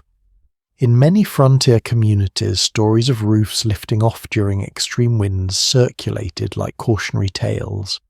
Some accounts agree on the dangers, others downplay them. The inconsistency makes it hard to know how common such damage truly was. You continue listening to the symphony outside. Snow slides down the shingles in small avalanches, creating soft, muffled sighs. The chimney whistles when a gust hits it at just the right angle. The fire pops loudly, sending sparks upward. Each sound blends together, forming a layered nighttime soundtrack that seems to vibrate through the entire room. A young girl points to a crack near the ceiling, where frost forms delicate branching shapes along the wood. She says she likes to watch the patterns grow, claiming she can hear them form if the room gets quiet enough. You lean closer and listen. The freezing air hums faintly behind the wall, soft but persistent.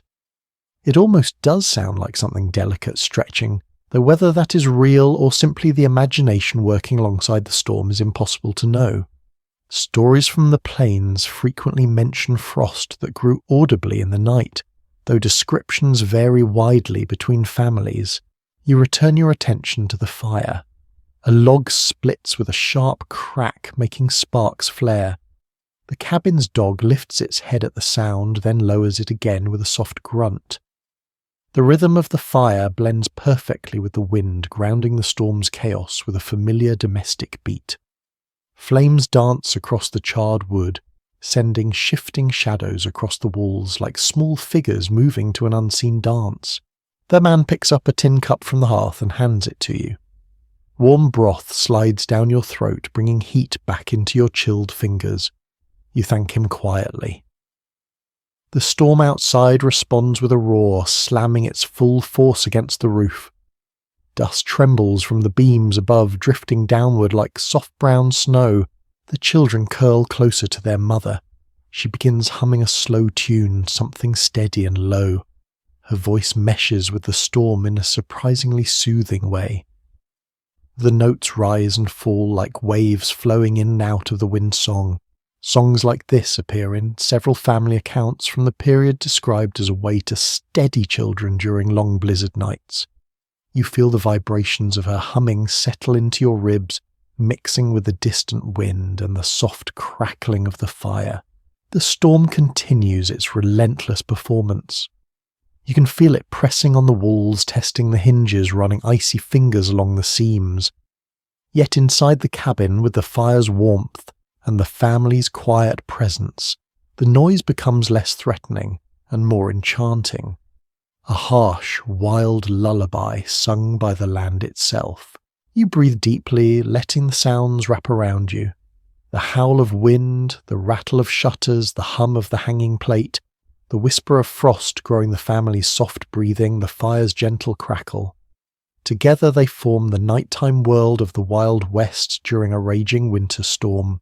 As you prepare to rest, you sense your heartbeat aligning with the storm's rhythm, your mind drifting on the edge of sleep.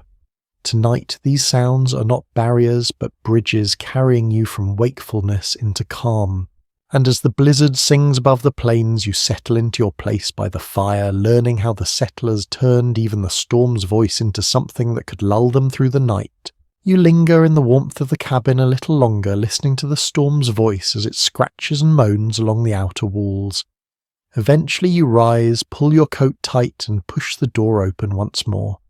The cold slams into you with a force that steals your breath. Snow whirls in every direction, and the landscape feels lost beneath shifting white currents. Still you set out again, guided by instinct more than vision, until the storm's shape leads you to another refuge. This time you find a small lonely shack perched on a rise, its lantern flickering weakly behind frosted glass.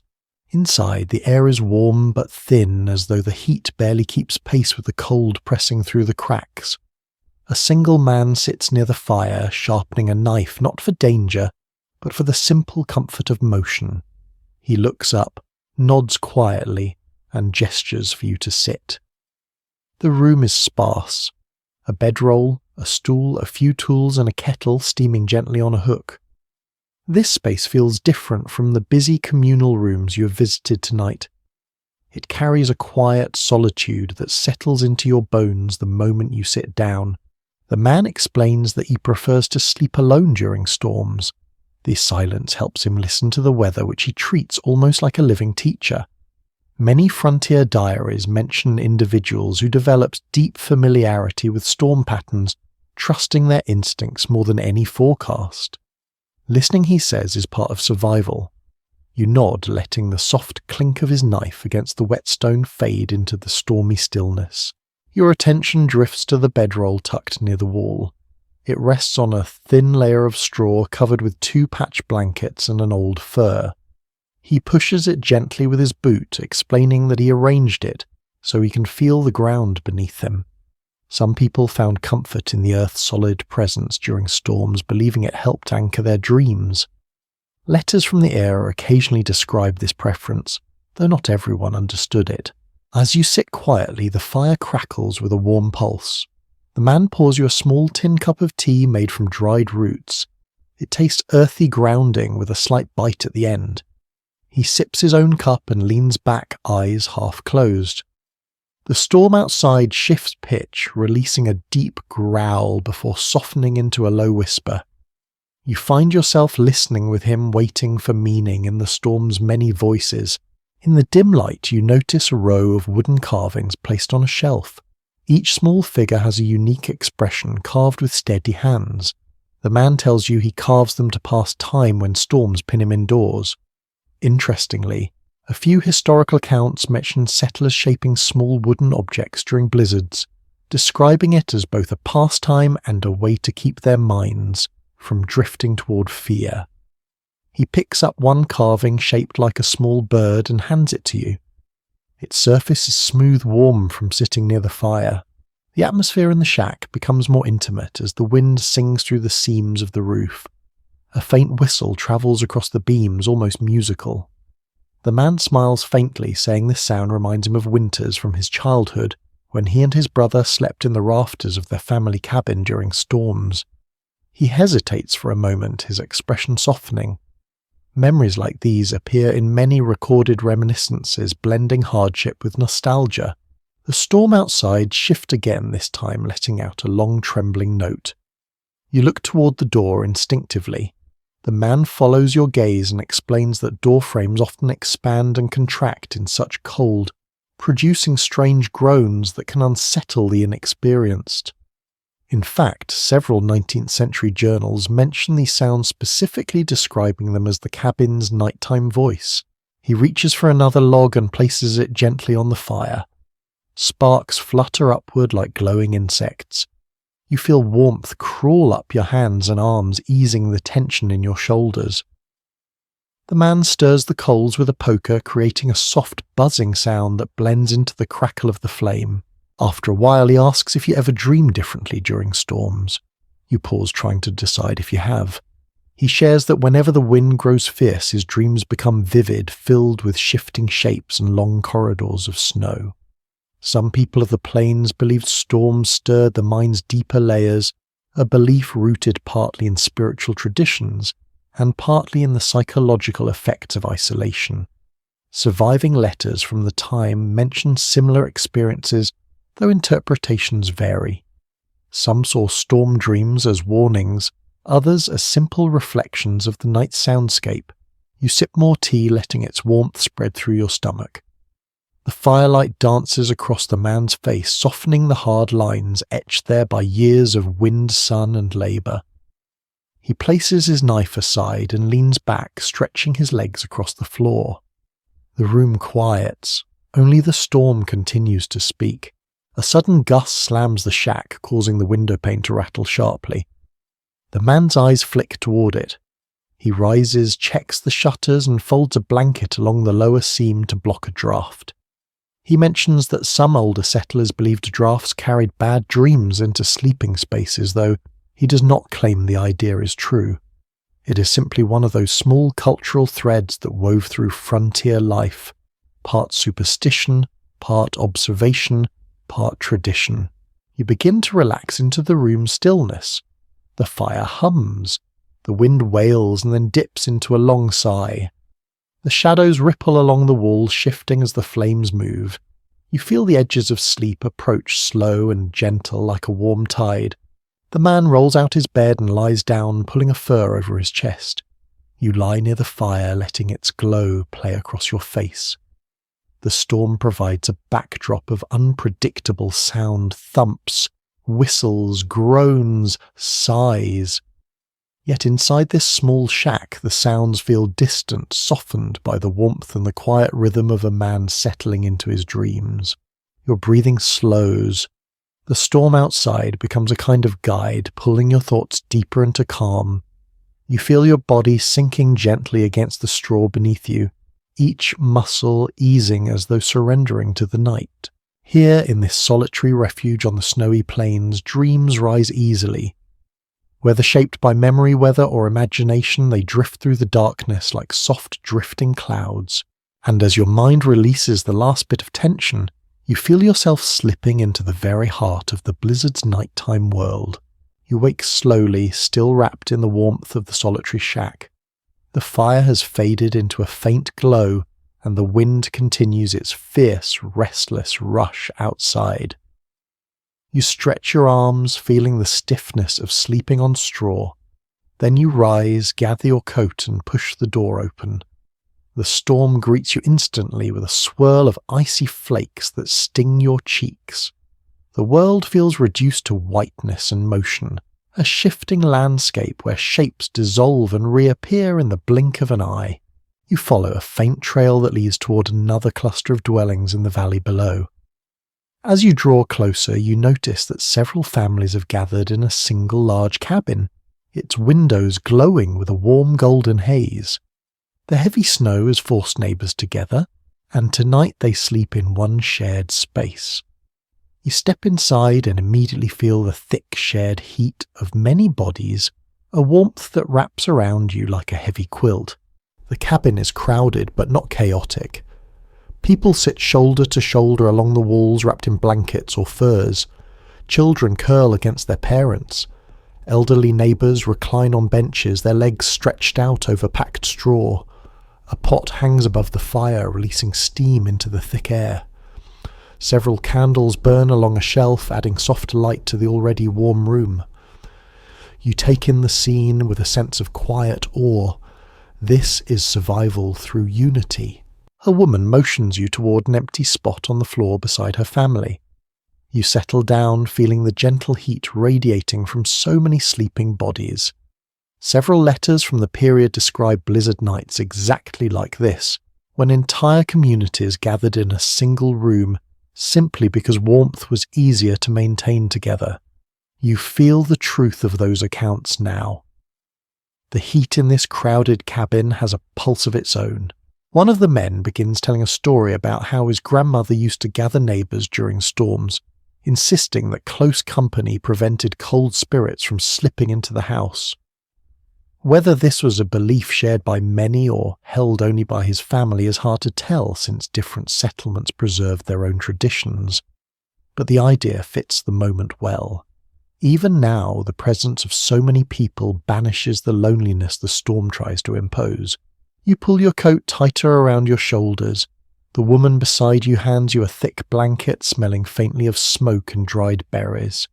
She says it belonged to her aunt who travelled west decades ago. The fabric is coarse and patched, but the warmth is immediate.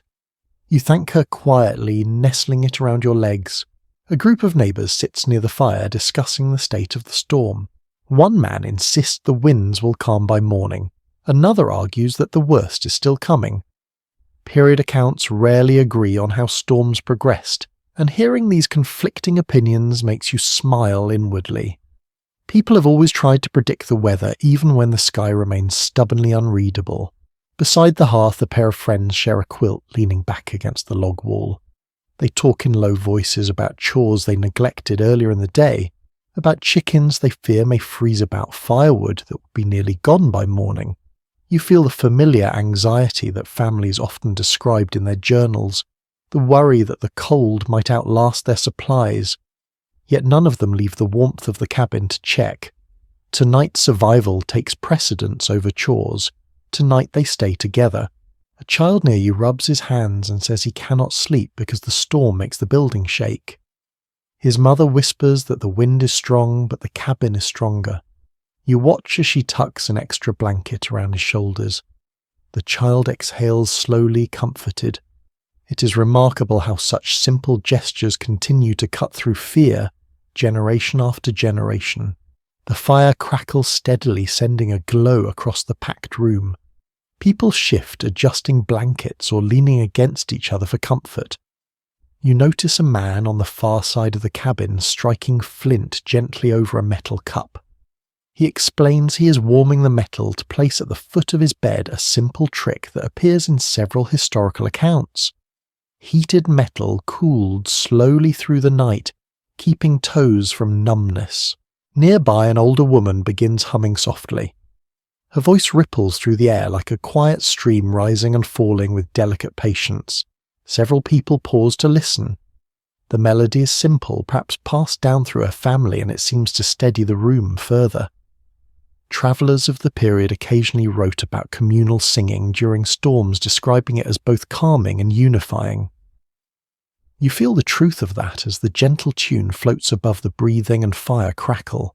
You take a moment to observe the floor. Straw lies scattered beneath blankets tamped down from countless feet and bodies.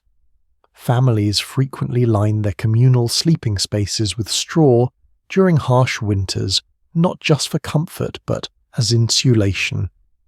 That small detail appears in many winter descriptions from settlers, though it rarely receives attention in textbooks.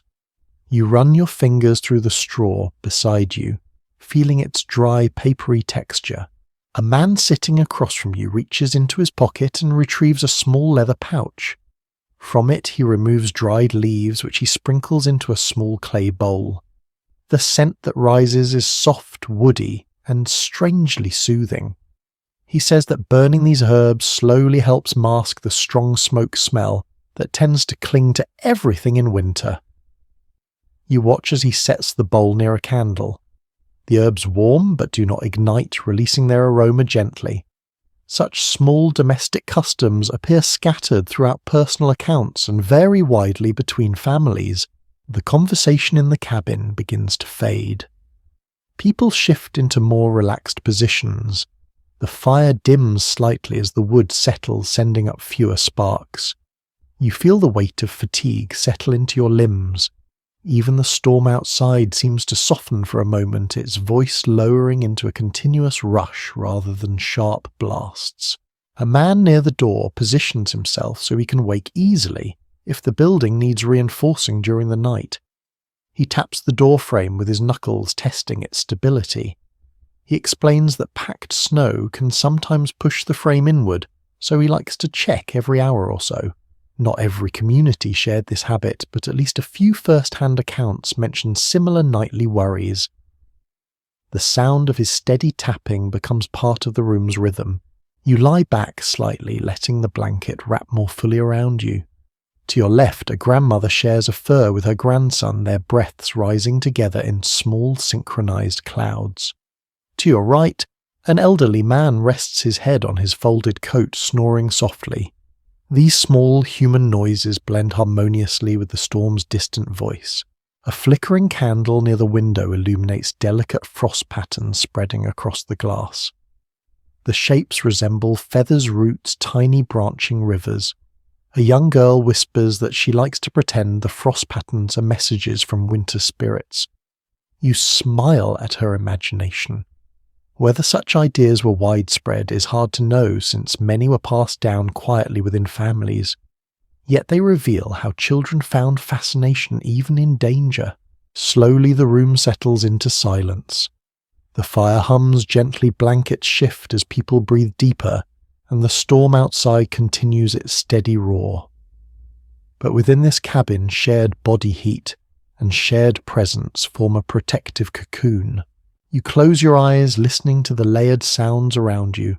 Soft snores, quiet whispers fading into dreams, the subtle creak of logs adjusting, the hiss of snow hitting the roof. Everything merges into a slow, steady lull that anchors you in the moment. In this crowded room, filled with neighbours seeking warmth, you feel a deep sense of belonging. Shared sleep becomes both necessity and comfort, a reminder that survival often depends on closeness rather than solitude. And with that warm realization, your thoughts drift gently into the calm edges of sleep. You wake beneath the weight of shared warmth, the murmurs of sleeping neighbours fading like the last notes of a gentle song. The fire in the communal cabin has dwindled to glowing coals, and the storm still presses against the walls with the persistence of a long, cold breath. You stretch quietly, careful not to disturb the bodies curled nearby. Then you rise, wrap your blanket around your shoulders, and slip out into the icy dawn. The storm remains fierce, but the sky carries a faint bluish tint, now hinting at daylight. Snow crunches under each step as you make your way through the drift-laden settlement toward a smaller homestead where a family prepares for the night in a different way. Here you will see one of the most intimate parts of frontier life, the clothes people wore to bed not out of comfort, but out of battle against the cold. You knock gently and step inside. A warm hush greets you, broken only by the soft rustle of fabric and the low murmur of voices. The room smells faintly of wool pine smoke and warm bread. A mother sorts garments beside the hearth, while her children sit on a straw mat, tugging on thick socks that reach nearly to their knees. You settle onto a wooden stool and take in the scene. One of the boys pulls at the hem of his long nightshirt, a garment reaching almost to his ankles. Period descriptions frequently mention such shirts, often made from flannel or heavy woven cotton. They were designed not for style, but for insulation, trapping heat close to the skin. The boy wiggles his toes inside thick wool socks and grins when he feels warmth begin to spread. The mother hands the youngest a pair of mitt-like hand warmers. They look handmade, stitched from scraps of old shirts and lined with tiny bits of fleece. She tells you that on nights when the cold seeped into their bones, hand warmers were essential. It is one of those small domestic tricks survivors of the frontier wrote about with surprising fondness, describing how such simple items made winter nights feel less punishing. A girl seated near the fire adjusts the belt on her woolen robe. The robe hangs loosely, its edges frayed but sturdy. The garment belonged to her father years ago, which explains its oversized fit. She ties it tightly around her waist, adding another layer of warmth. The robe sways slightly as she moves, releasing the smell of dried smoke embedded in the fibres. Frontier families often repurposed old garments, turning worn-out fabric into sleepwear or blankets. You see evidence of that everywhere in this room. The father emerges from a corner pulling on a thick flannel shirt. He does not bother with night clothes. Instead, he wears the same soft worn layers he uses for chores. He says flannel is kinder to the skin than wool, but still keeps the cold at bay. You nod, noting how the fibres ripple gently as he moves. Many letters from the time describe this kind of practical approach to sleepwear, wear whatever keeps you warm even if it is not meant for bedtime. You notice a curious item, a pair of cloth-wrapped stones sitting near the fire. The mother picks one up carefully and tucks it into a long cotton sock. She explains they use these as foot warmers, placing them at the bottom of each bed before lying down. A handful of old diaries reference this practice, hinting that households across the plains used similar techniques. The warmth lasts long enough for children to fall asleep before the cold creeps back into the blankets. As the family finishes dressing for the night, the wind outside lets out a long, sharp wail that rattles the window shutters. The youngest child flinches. His sister nudges him gently with a smile and adjusts his scarf, which he insists on wearing even indoors. Some people slept fully dressed during blizzards, an idea documented in several accounts. Removing clothes meant risking exposure to frigid air if forced to rise during the night. The father pulls a small chest from beneath the bed and opens it, revealing another layer of garments: scarves, fingerless gloves, thick undershirts and mended leggings. He selects a pair of wool leggings and steps into them. You watch as he ties them in place with a thin length of rope, a quick improvisation to keep the fabric snug. He laughs quietly, saying winter leaves little room for elegance. In the corner, the mother is choosing her own nighttime layers. She spreads out a long flannel shift, then a soft wool wrap she drapes around her shoulders. Finally, she pulls on a knitted cap that covers her ears. Some households believed sleeping with a warm head helped keep the whole body warm, an idea repeated in letters and conversations from the period. You can see the logic immediately. The cap fits snugly, and she relaxes visibly as heat gathers around her forehead. The air in the cabin holds a cosy density, now thick with shared warmth and the earthy scent of wool. The fire burns low but steady, the coals glowing like clusters of red eyes beneath the grate. Shadows dance along the walls, elongating gently each time the flames shift. You feel sleep tugging at you already. A neighbour enters, suddenly brushing snow from his shoulders. He points to his own outfit: 3 shirts, 2 pairs of socks, and a patched coat he refuses to remove at night.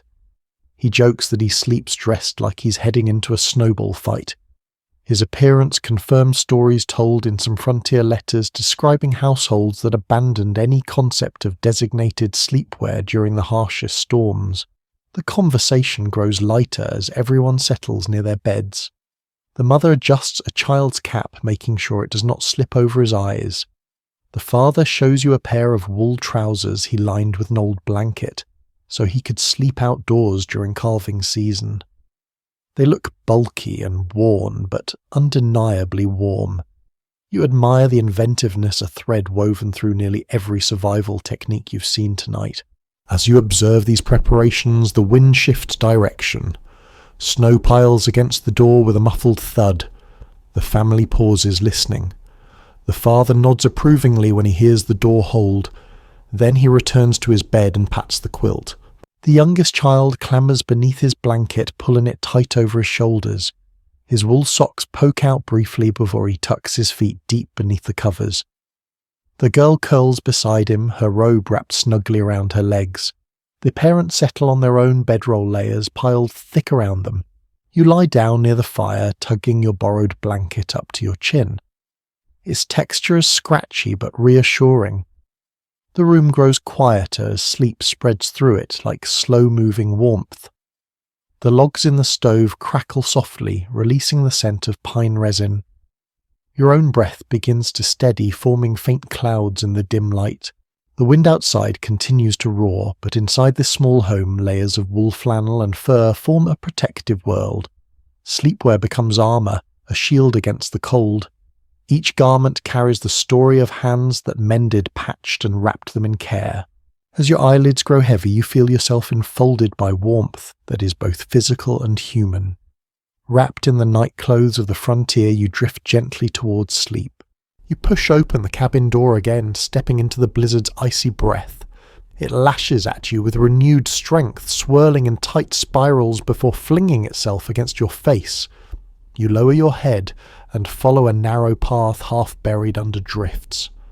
Ahead, a faint glow appears, wavering through the snow like a candle seen through fog. The shape resolves into a small homestead, its chimney releasing a thin plume that bends sideways in the wind.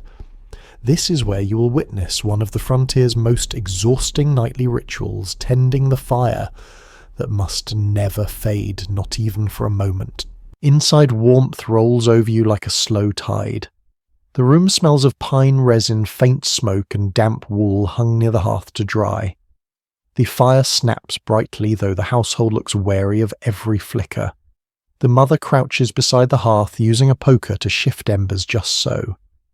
Her movements are deliberate, practiced almost ceremonial.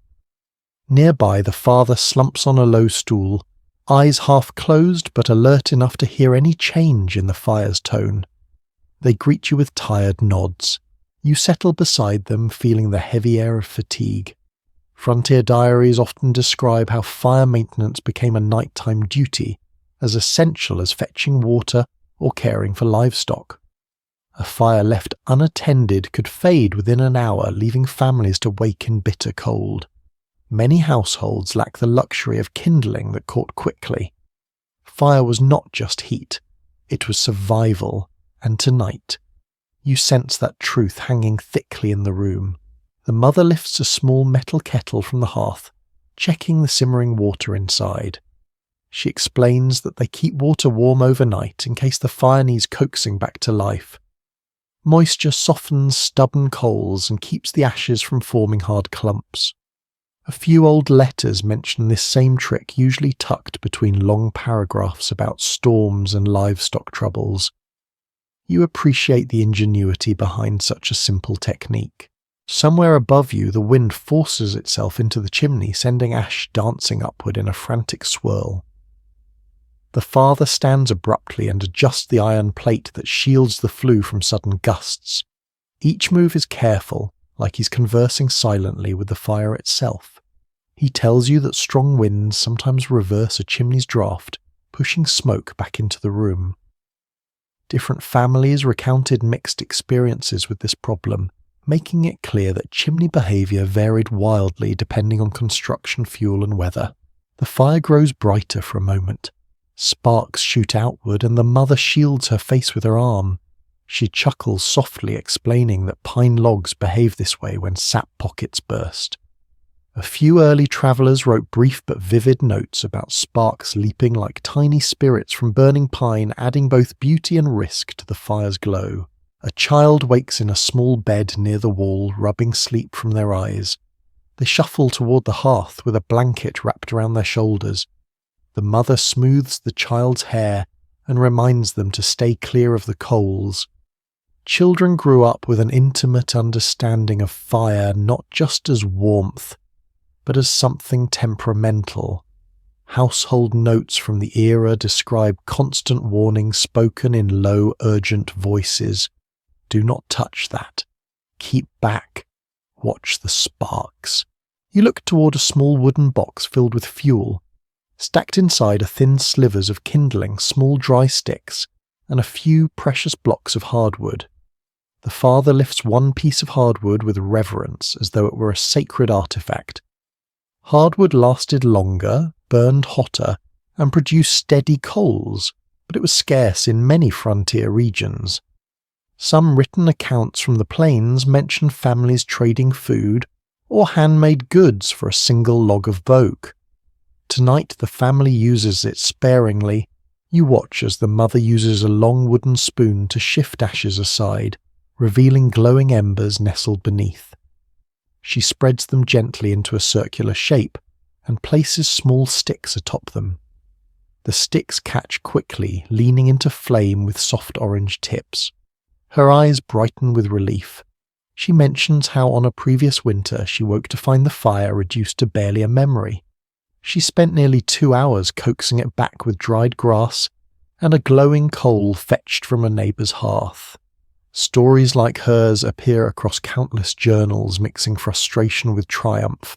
A sudden gust rattles the window shutters hard enough to make everyone flinch. The fire wavers dangerously, shrinking before your eyes. The father reacts instantly, reaching for a thick blanket he uses to shield the hearth during heavy drafts.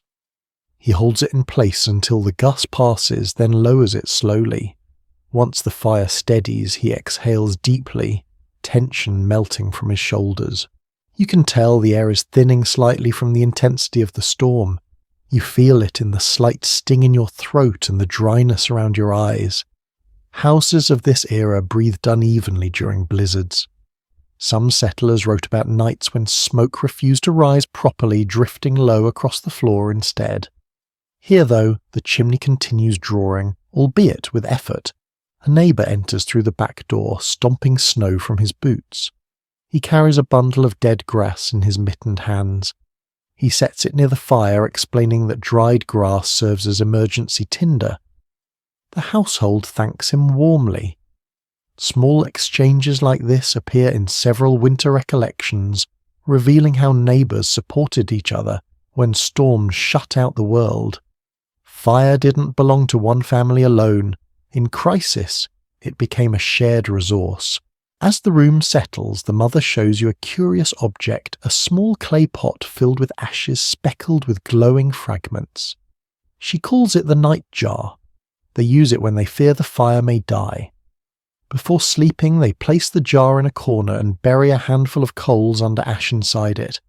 In the morning, the coals will still glow, faintly ready to awaken the fire again. This technique appears in a few scattered sources, mentioned almost with pride, as though preserving embers in a clay pot were both an art and a quiet victory. The family begins preparing to rest, though rest is a generous term. They lie down, still fully clothed, each within easy reach of the hearth. The father stays closest, blanket over his knees, hand near the poker. He tells you he will wake every hour or two just to check the flame. His words carry the weary certainty of someone who has spent many winters in similar vigilance. The mother settles into her bedroll, though she keeps her shawl wrapped tight around her head. The child curls beside her, clutching a small wooden toy. The wind continues to thresh against the house, booming now and then like distant thunder. Each gust draws a faint hiss from the chimney, almost like the breath of some giant creature lurking above. You settle onto a patch of floor near the fire. Its heat brushes your cheek softly. You listen to the storm's roar blended with the steady hum of coals. The room grows darker as the fire dims to a gentler glow. Shadows fold along the walls, their edges softening with the flicker. Your eyelids grow heavy. The warmth of the fire wraps around you like a living presence. Even as you feel yourself drifting, you sense the father's quiet vigilance nearby, the subtle scrape of his boot when he shifts the soft whisper of the poker against ash. Here fire is not simply an object. It is a fragile companion, a guardian of sleep, an ember-shaped heartbeat in the middle of a frozen night. Protected by its glow, you let the storm fade into the distance, sinking slowly into rest. You step back into the storm's frozen breath, feeling the wind plaster snow against your coat in thick, icy sheets. The world has narrowed into a white tunnel, but somewhere ahead a faint cluster of lights flickers through the swirling haze. You follow them carefully, your footsteps sinking into drifts so deep they swallow your boots entirely. As you draw closer, shapes emerge, a small settlement completely cut off by the blizzard, its people gathered together in a large communal hall where they will spend the night. Tonight you will see how an entire town trapped by snow reshapes its sleeping rituals to endure the cold as one body. When you push open the heavy door, warmth rushes out like a sigh of relief. Inside the hall is alive with quiet energy. Lanterns hang from wooden beams, dripping amber light across rows of cots. Blankets, crates, and improvised beds. Families cluster in small groups. Strangers rest shoulder to shoulder. The hall's walls thrum faintly as the wind slams against them from outside. A wave of murmured greetings reaches you, soft but welcoming. You take a place near the centre of the room. The floor is thickly layered with straw blankets and old quilts donated by households across the settlement. Several winter journals from early frontier towns describe scenes remarkably similar to this when the snow piled too high for anyone to leave their home. Safely, people gathered in churches, meeting halls, or stores, creating makeshift dormitories that glowed with shared warmth and buzzing conversation. A group of children chases each other quietly between the clusters of sleeping spaces. Their movements kick up the scent of dry straw. One girl stops near you and proudly displays a little felt pouch strapped to her waist. She explains that it's filled with warm sand heated earlier in the day and wrapped carefully to retain its heat. You smile, impressed by the ingenuity. Accounts, preserved from several frontier communities, mention similar ideas: warmed sandstones or even baked potatoes tucked into pockets or slipped beneath blankets before bed. A pair of elders sit on a bench near the hearth, talking softly about the roads being completely buried by now. The older of the two shakes his head, saying he has seen storms like this before, but not often. His recollection matches some regional weather notes kept by early settlers, which suggest that certain years saw unusually fierce winters, though exact comparisons vary from account to account. Listening to him, you hear both memory and caution wrapped together. Nearby, a woman spreads out quilts that were clearly well loved long before tonight. Some are pieced together from large squares of old clothing, others from fabric dyed in soft hues. She pats one with a gentle smile, saying it belonged to her mother, and has warmed countless cold nights. The fabric's edges fray with age, but the quilt holds together. Blankets like these often feature prominently in personal diaries, described not merely as bedding, but as heirlooms that carried the comfort of generations. You notice clusters of townsfolk forming natural circles, sitting close with blankets draped over their shoulders.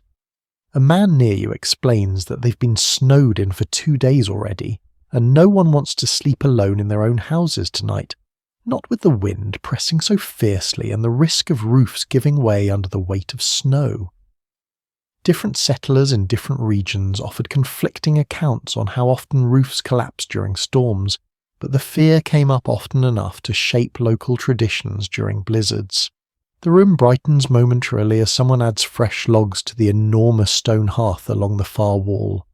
Sparks leap upward, and warmth pulses outward in gentle waves. People sigh softly, turning their faces toward the heat. You feel it settle across your cheeks, loosening the chill in your bones. The fire crackles, popping like distant fireworks. A group of neighbours begins organising sleeping spaces. They drag crates, benches and bundles of cloth into more orderly patterns so families can lie together. Someone brings out a stack of extra coats from a storage closet and begins handing them around to anyone who looks particularly cold. Someone else distributes cups of warm broth, their steam curling upward and blending with the faint smoke drifting from the hearth. You spot a large chalkboard near the corner with names written in neat rows. A woman detects your curiosity and explains with a soft laugh that the board tracks households sheltering in the hall. They add names as people arrive, crossing them off when they return home. It is a simple system, but she says it provides comfort the community can track who made it through the storm safely. As the evening deepens, townsfolk settle into their chosen spots. Some lie directly on padded straw, others stretch out on cots brought from nearby homes. A few people use padded crates as makeshift pillows. You notice a man smoothing out the blanket beneath his wife's shoulders, checking it twice so that no stray draft can slip beneath it. The hall begins to quiet. The wind outside remains relentless, a long howl that vibrates the wooden beams. Inside, however, a steady hush develops. Someone begins humming a tune near the hearth, a melody passed down through families who crossed the plains long ago. The tune has no clear lyrics, but its murmur fills the room like a warm thread weaving through everyone's breath. Several recollections left by travellers mention similar moments during storms, strangers joining in soft harmonies to soothe one another through the long, tense hours of night. A girl kneels beside a candle and blows it out gently. You watch the tiny flame curl and disappear, leaving only the lantern's glow behind. Shadows soften across the room. A man near you wraps his scarf around his head, tucking it beneath his chin. His voice is low as he explains that covering the face while sleeping helps trap precious heat, a habit mentioned in many winter journals of the era. Not far away, a couple adjust their sleeping arrangement to avoid a draught that slips through a tiny crack in the wall. The wife stuffs the gap with a small cloth bag filled with crushed herbs. She explains that the scent helps soothe breathing at night. Such herbal mixtures appear in scattered notes from various households, though their exact composition varied widely from family to family. You lower yourself onto a thick blanket someone generously offered earlier. The straw underneath shifts slightly, but provides decent cushioning. You pull your own coat around you, feeling the warmth trapped between fabric and skin. Around you, soft breathing begins spreading through the hall, blending into a peaceful rhythm. The fire sighs, the storm growls distantly. As you lie back, you sense the unusual comfort that rises from sleeping in a room filled with others. It feels like a shared heartbeat thrums through the hall, a collective determination to outlast the cold. You close your eyes, knowing the warmth of so many bodies will hold the night at bay. Here in this snowed-in settlement, sleep becomes a community act, a woven blanket of presence and shared humanity. You draw your blanket closer, listening to the soft chorus of breathing and drift quietly toward rest. You rise slowly from the communal hall's warmth, your muscles stiff from sleeping on layered straw.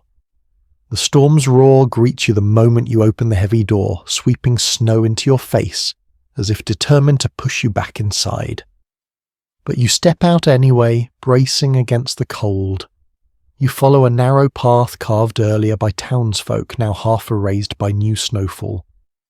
Somewhere beyond the settlement, you know there are riders who do not have the luxury of waiting out the storm indoors. Tonight you will seek out one of the mail carriers who must rest wherever the blizzard allows, and their makeshift ways of finding sleep become a study in pure endurance. The path leads you to a grove where low skeletal trees stand guard over a small lean-to. A horse stands tethered to a sturdy branch, steam rolling off its coat in slow clouds. The animal shifts nervously, stamping at the snow. Its ears flick at the sound of your approach. The rider, wrapped in layers of wool and canvas, crouches by a small fire, struggling to stay alive against the wind. He looks up, offering a weary smile that barely reaches his eyes. You greet him and take a seat on a fallen log beside the fire. Its heat is faint, more symbolic than practical, but still you lean toward it instinctively.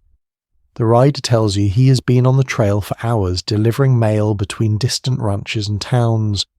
Some preserved route logs from the time emphasize how crucial these riders were. Their deliverers kept communication alive even during winter's worst tantrums. Listening to him now, you realize how much grit such journeys required. Beside the fire sits a canvas mailbag, bulging with letters wrapped in cloth to protect them from moisture. The rider pats it gently, saying he carries more than mail. He carries reassurance for families waiting on news. That responsibility weighs on his shoulders even more heavily than the snow gathering on the ground. You ask him how he sleeps on a night like this. He chuckles, shaking snow from his hat. Sleep, he explains, arrives in stolen fragments, sometimes on the ground, sometimes on horseback, sometimes curled inside his own canvas mailbag when the storm becomes too brutal. A few first-hand notes left by fellow riders describe similar odd techniques, folding themselves inside heavy canvas or leaning against their horses to catch brief moments of rest. He shows you how he prepares his sleeping spot. He clears a patch of ground, spreading pine branches into a rough mat. The smell of sap rises immediately, clean and refreshing in the cold. On top of that, he lays a folded saddle blanket worn thin at the edges and smelling strongly of sweat and leather. It is not much, but it insulates him from the frozen earth. The rider explains that many carriers on long routes used whatever nature offered. Some slept among tree roots. Some used their saddle as a pillow. A few even created makeshift snow shelters when conditions became unbearable. Different written recollections differ wildly on how often riders resorted to such methods, though most agree that sleeping outdoors in a winter storm required a kind of stubbornness that bordered on defiance. His horse nudges him as though reminding him to check her blanket. He rises, walks over and adjusts the thick wool draped across her back. The animal sighs, leaning into the warmth of his hand. In vulnerable moments like this, riders often relied on their horses for not just transport, but companionship. Several memoirs suggest that horses sensed storms long before they arrived, though the accounts vary enough that the truth remains hazy. Returning to the fire, the rider pulls a small pouch from his coat. Inside are dried berries mixed with pinches of coarse sugar. He hands you a few. They are tart, chewy, and surprisingly energizing. He explains that this simple trail snack keeps him awake when the cold tempts him towards sleep at the wrong time. Travelers' notes from the region confirm such mixtures were commonplace, often thrown together from whatever ingredients someone had on hand. The wind shifts suddenly, sending a flurry of snow into the fire. The flames sputter, shrinking to trembling embers. The rider curses softly, scooping snow away and shielding the coals with his hands. You help him rebuild the tiny flame feeding its small twigs until it regains its fragile glow. He thanks you, his breath curling upward like thin silver smoke. He then demonstrates how he sleeps when the fire cannot be maintained. He kneels beside his canvas mailbag, loosens the straps, and crawls halfway inside. The bag is large enough to cover most of his torso, blocking wind from leaching away too much warmth. It is not comfortable, he admits, but it works. In some rare written accounts, riders describe waking up with frost on their eyelashes, breathing in clouds so thick they tasted like ice. Watching him now, you can imagine exactly how that felt. Nearby, the horse shifts again, snorting loudly. The rider places a hand on her flank and whispers a few soothing words. Horses often served as the night's early warning system, reacting to distant sounds or temperature changes. A handful of trail journals mention that riders trusted their horses more than their own instincts during nights, when snow muffled the world into silence. The rider pulls another blanket around his shoulders and motions for you to do the same. You settle closer to the fire, feeling exhaustion sneak into your limbs. The cold outside the fire's glow presses heavily, but within this small circle of light you feel a thin seam of comfort. Snow continues to fall, piling higher against the trees. He begins to talk about the loneliness of the trail. Sometimes he says the only sounds he hears for hours are the crunch of snow beneath hooves and the steady rhythm of his own breath. In the stillness of night, wind whistling through pine branches becomes a companion of sorts. Frontier writings often echo this sentiment, riders learning to find solace in the emptiness around them. He settles onto his pine branch mat and leans back against his saddle. His horse lowers her head, breathing in slow, rhythmic bursts. The fire flickers weakly, offering just enough light to soften the shadows. You curl your blanket tighter and lie beside him, listening to the wind swirl through the trees. The world narrows into simple sensations: the warmth of your blanket, the cool brush of night air on your cheek, the faint crackle of the fire fighting to survive the quiet presence of the rider and his loyal horse. Slowly, the rider's breathing deepens, sinking into a light, practical sleep, one eye open, mind half alert. You mirror his posture, chin tucked, body wrapped tightly.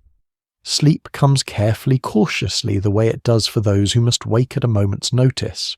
In this small grove carved from the storm, you finally drift into a quiet, fragile rest, learning how mail carriers found sleep, even when winter tried to deny them any peace at all. You leave the grove behind with slow, careful steps, your boots plunging into deep, powdery drifts. The blizzard has settled into a relentless rhythm, neither calming nor strengthening, simply continuing with a kind of cold determination. Ahead you notice a line of low buildings clustered against a ridge. Their shapes are half buried in snow, their chimneys puffing out thin ribbons of smoke that twist sideways in the wind.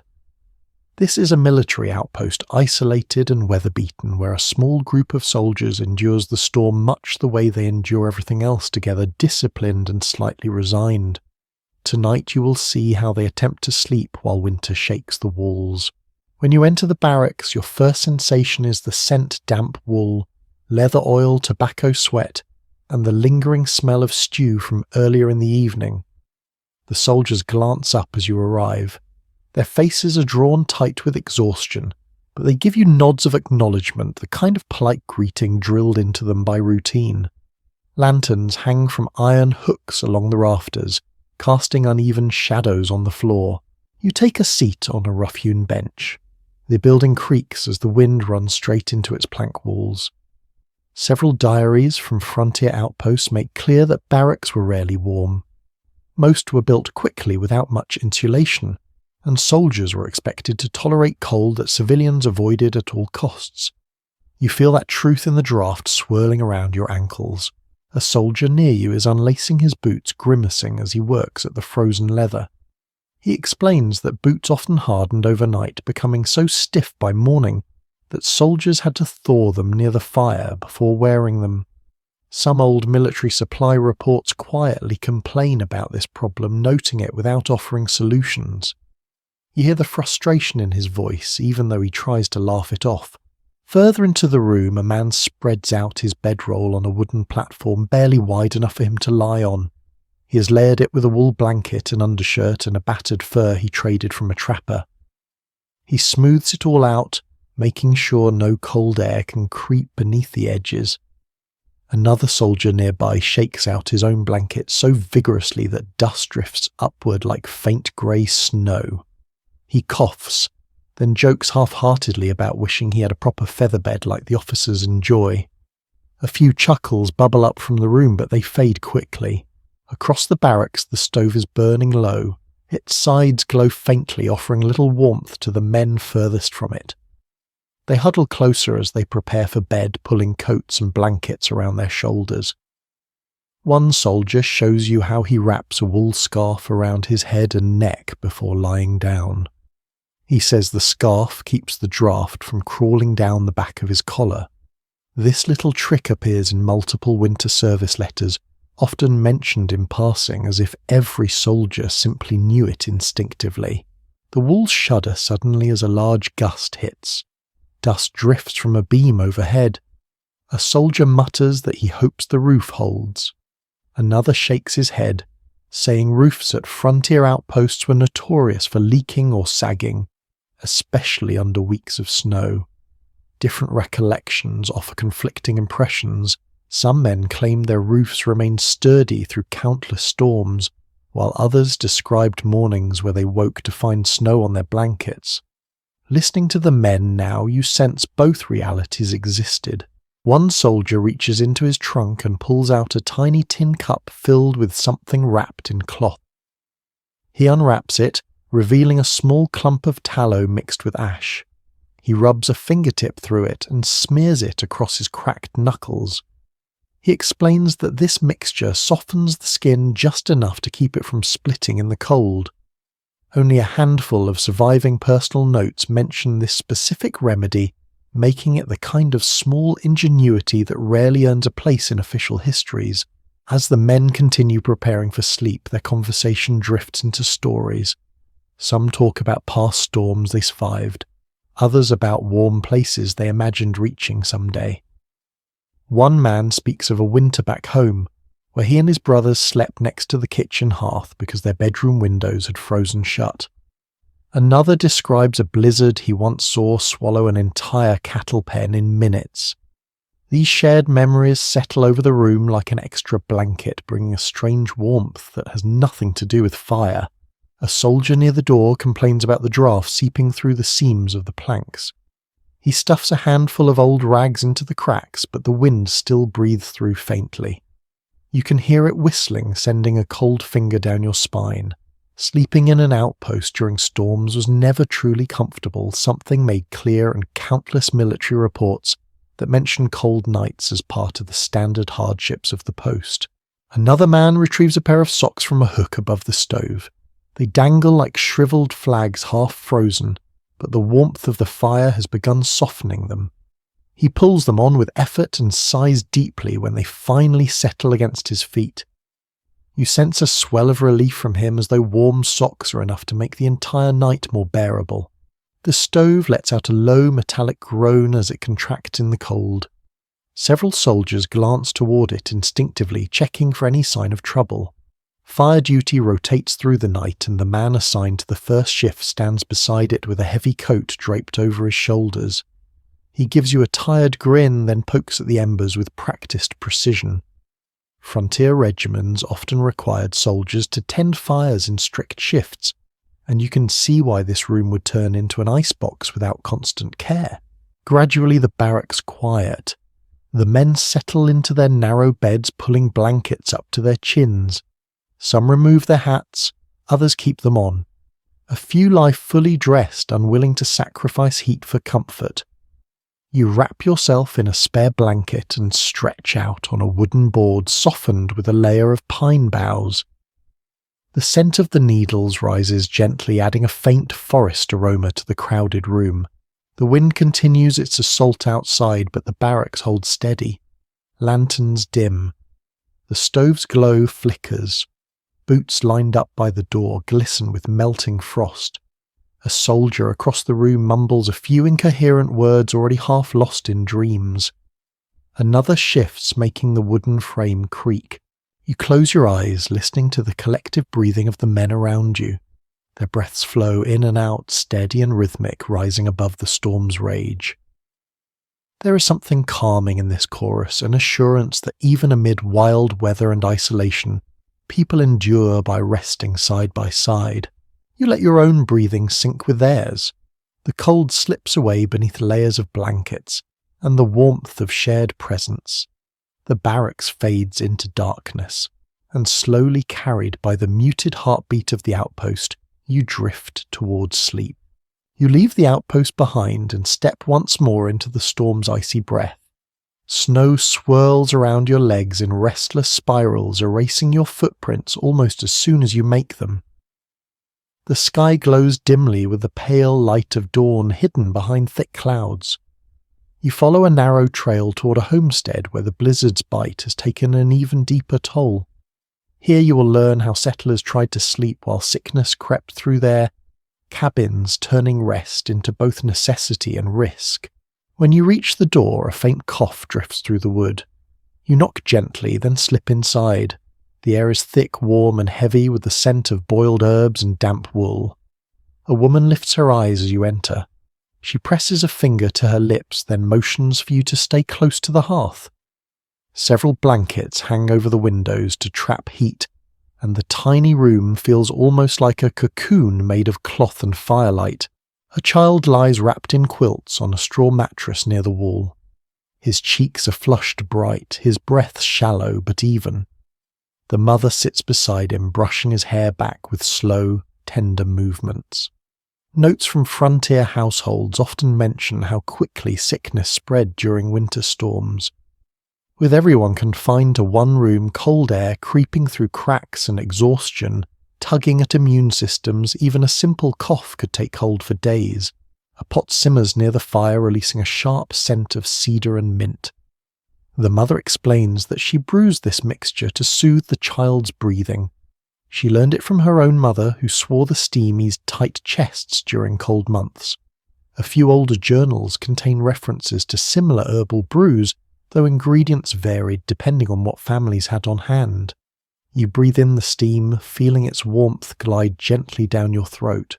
In the corner, the father rummages through a wooden box filled with linens and small jars. He pulls out a cloth dampened in warm water and presses it to the child's forehead. He whispers that keeping the child warm is essential, but overheating can worsen the fever. The balance between warmth and air was something families often struggled to manage, especially in the close quarters of small cabins. You sit beside the hearth, watching the fire pulse softly. The glow paints the room in warm amber tones, making the child's quilts shimmer with faint patterns. The father mentions that sickness hits harder during storms because sleep becomes fragmented.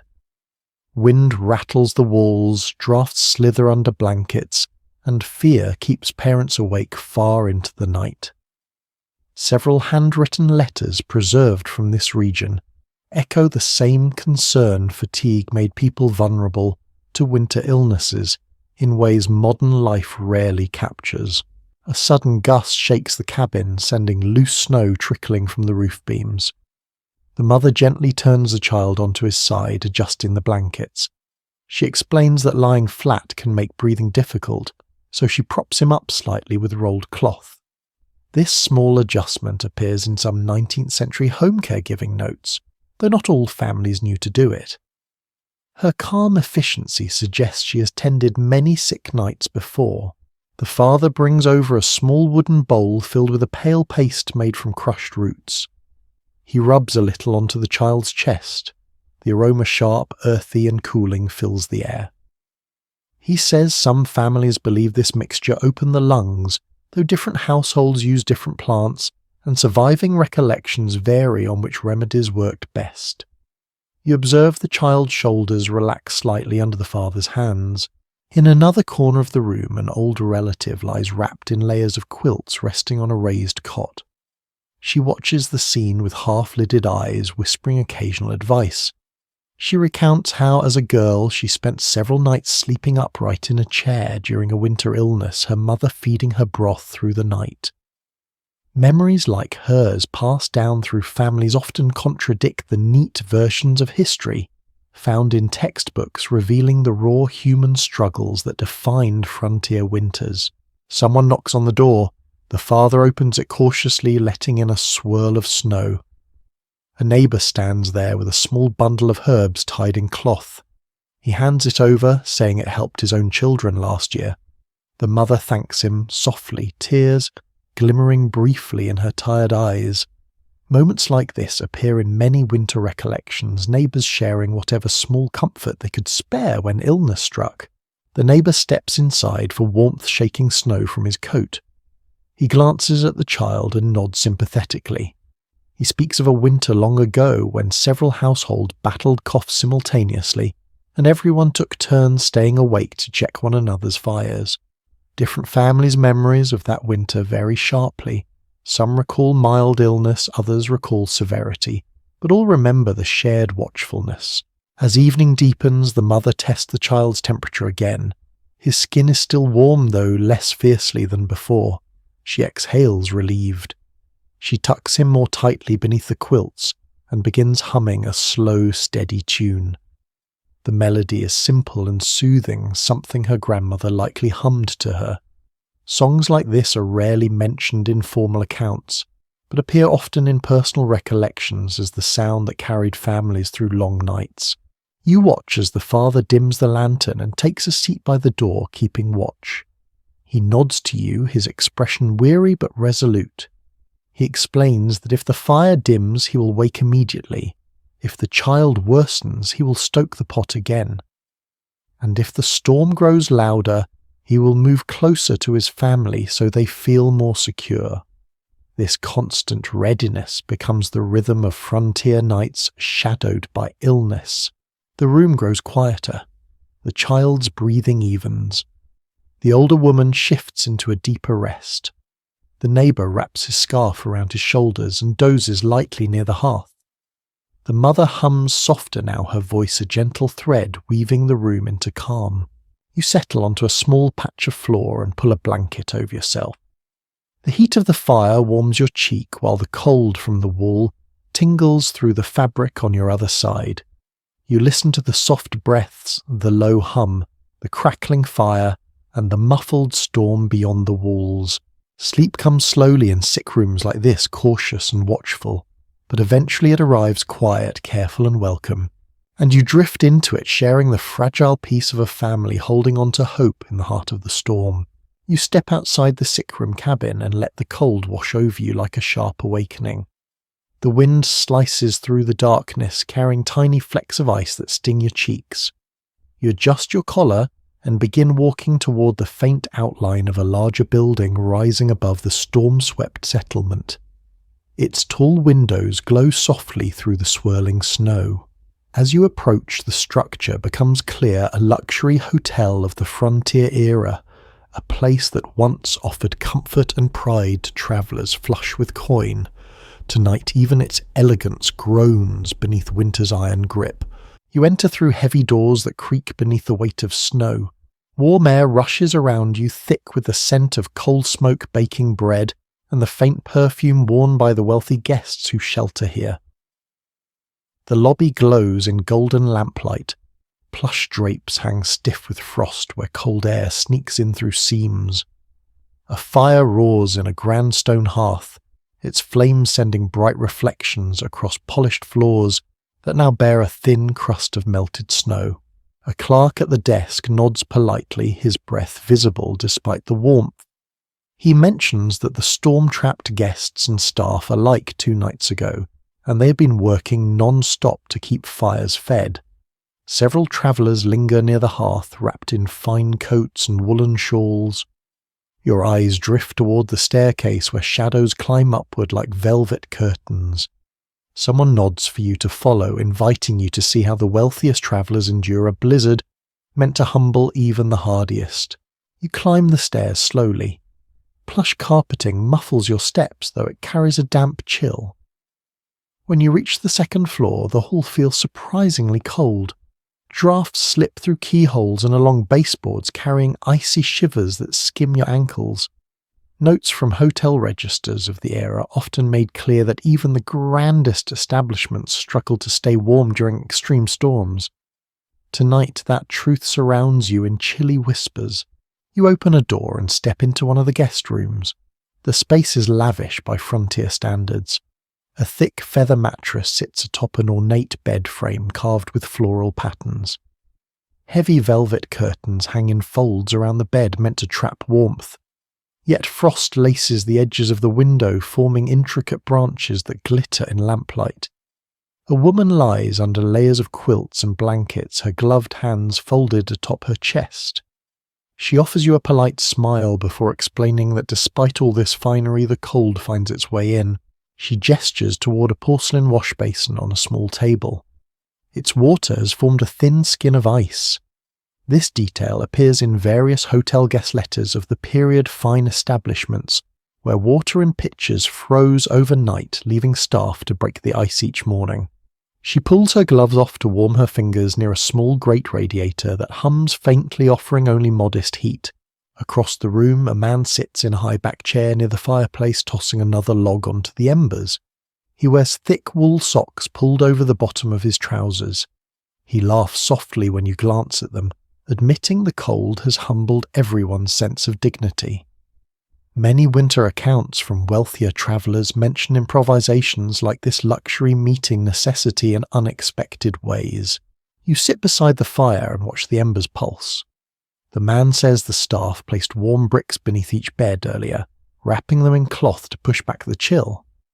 In some places, hotels used heated irons, or even copper bottles filled with boiling water, yet surviving descriptions differ wildly depending on the region.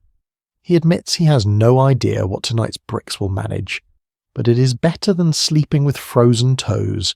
The woman adjusts her blankets and mentions that the window latch snapped earlier when it froze. She had to call the porter to seal it with wax drippings. Such improvised repairs appear in a handful of preserved letters from hotel staff who often wrote about patching windows with wax cloth and even bits of starch paste to keep the cold out. A knock comes at the door.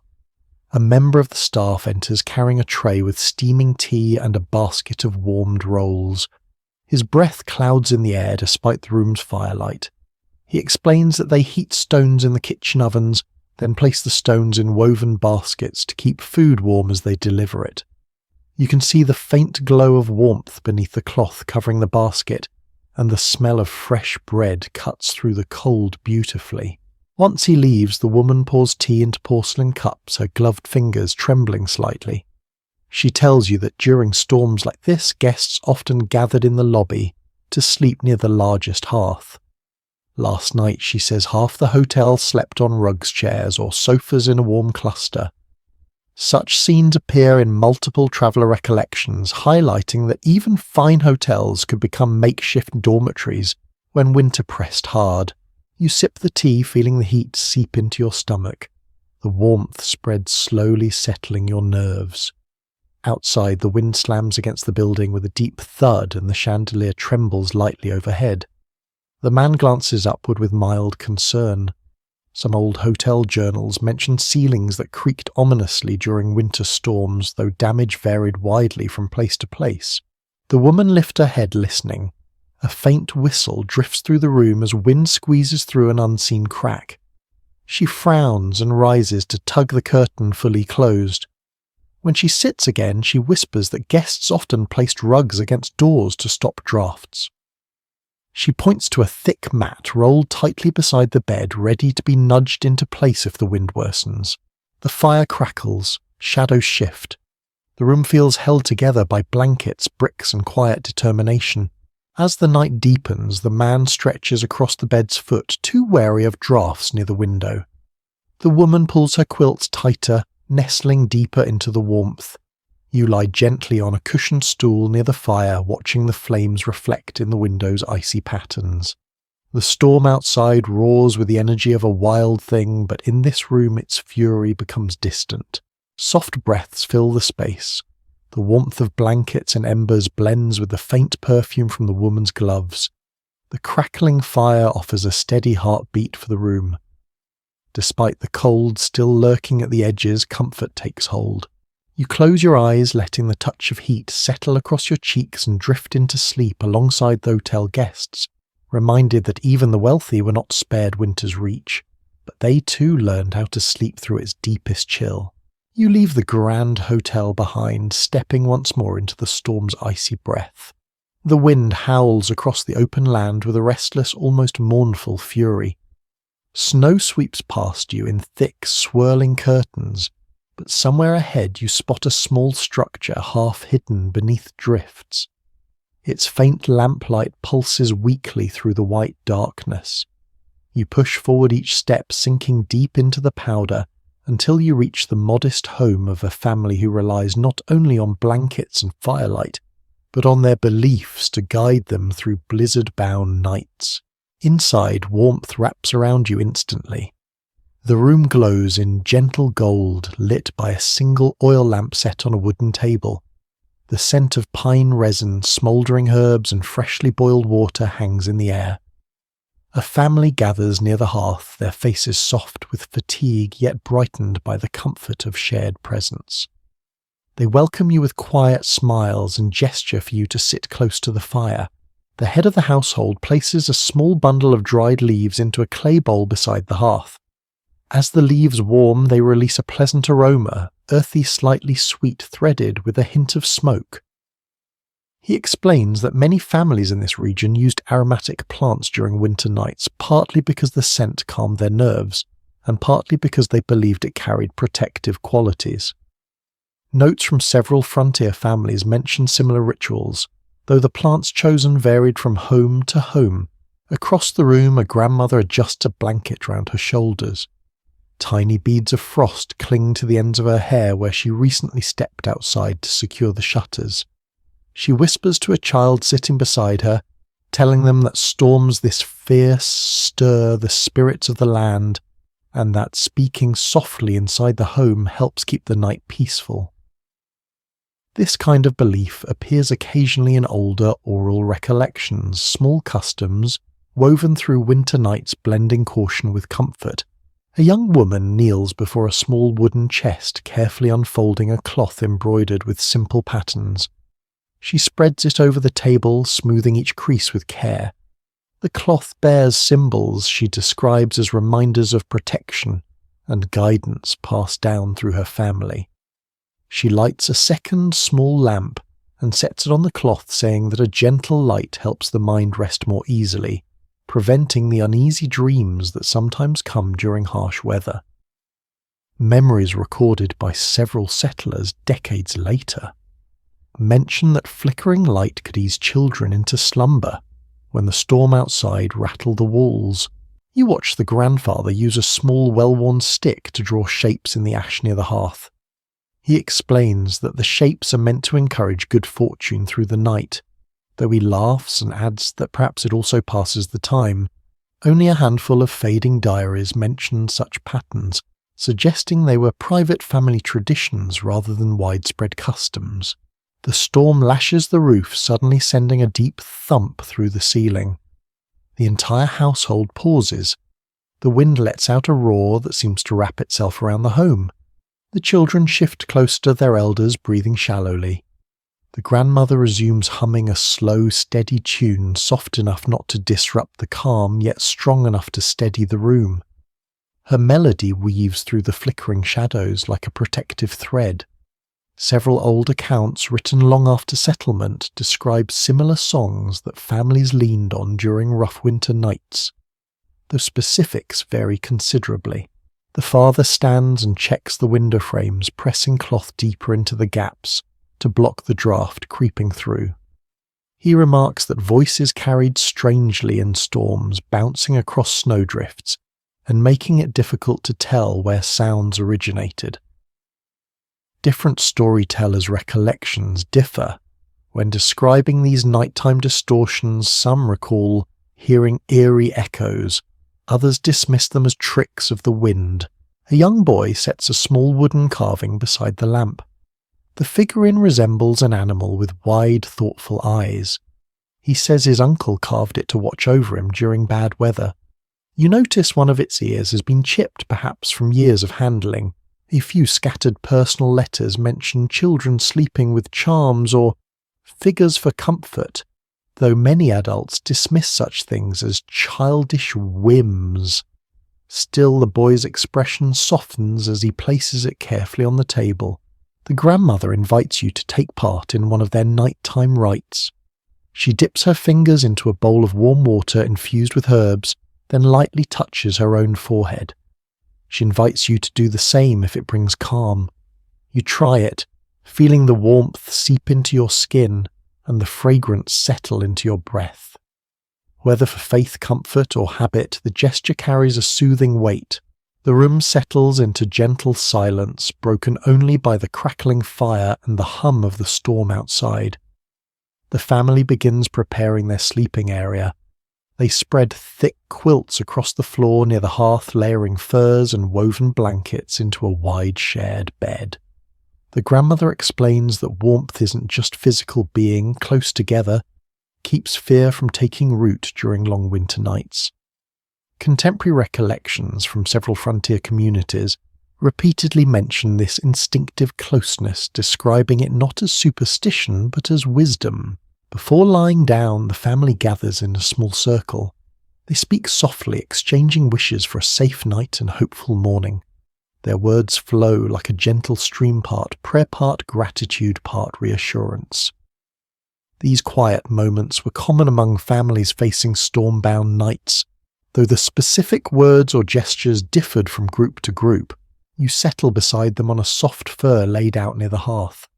The heat of the fire warms your cheek while the coolness of the floor presses faintly into your back.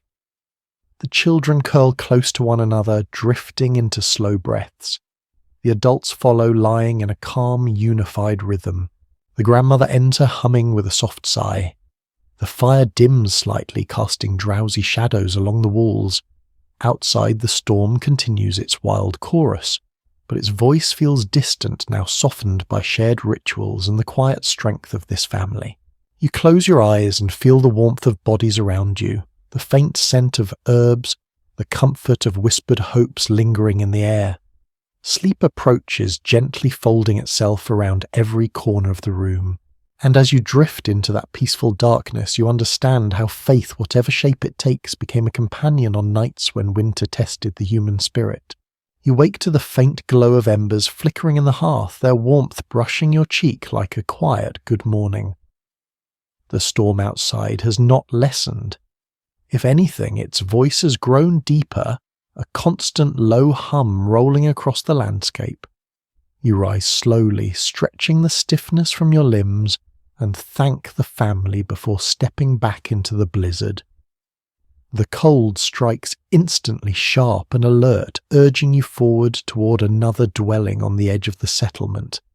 Tonight you will discover how chores, repairs, and small acts of necessity continue even after nightfall, reshaping the meaning of bedtime into something far more restless. By the time you reach the next cabin, snow has crept into every fold of your coat. You knock lightly and the door opens to reveal a man holding a lantern. He ushers you in with a tired smile. Inside the room glows warmly, but the air is thick with the scent of wet wood, melting frost and hot iron.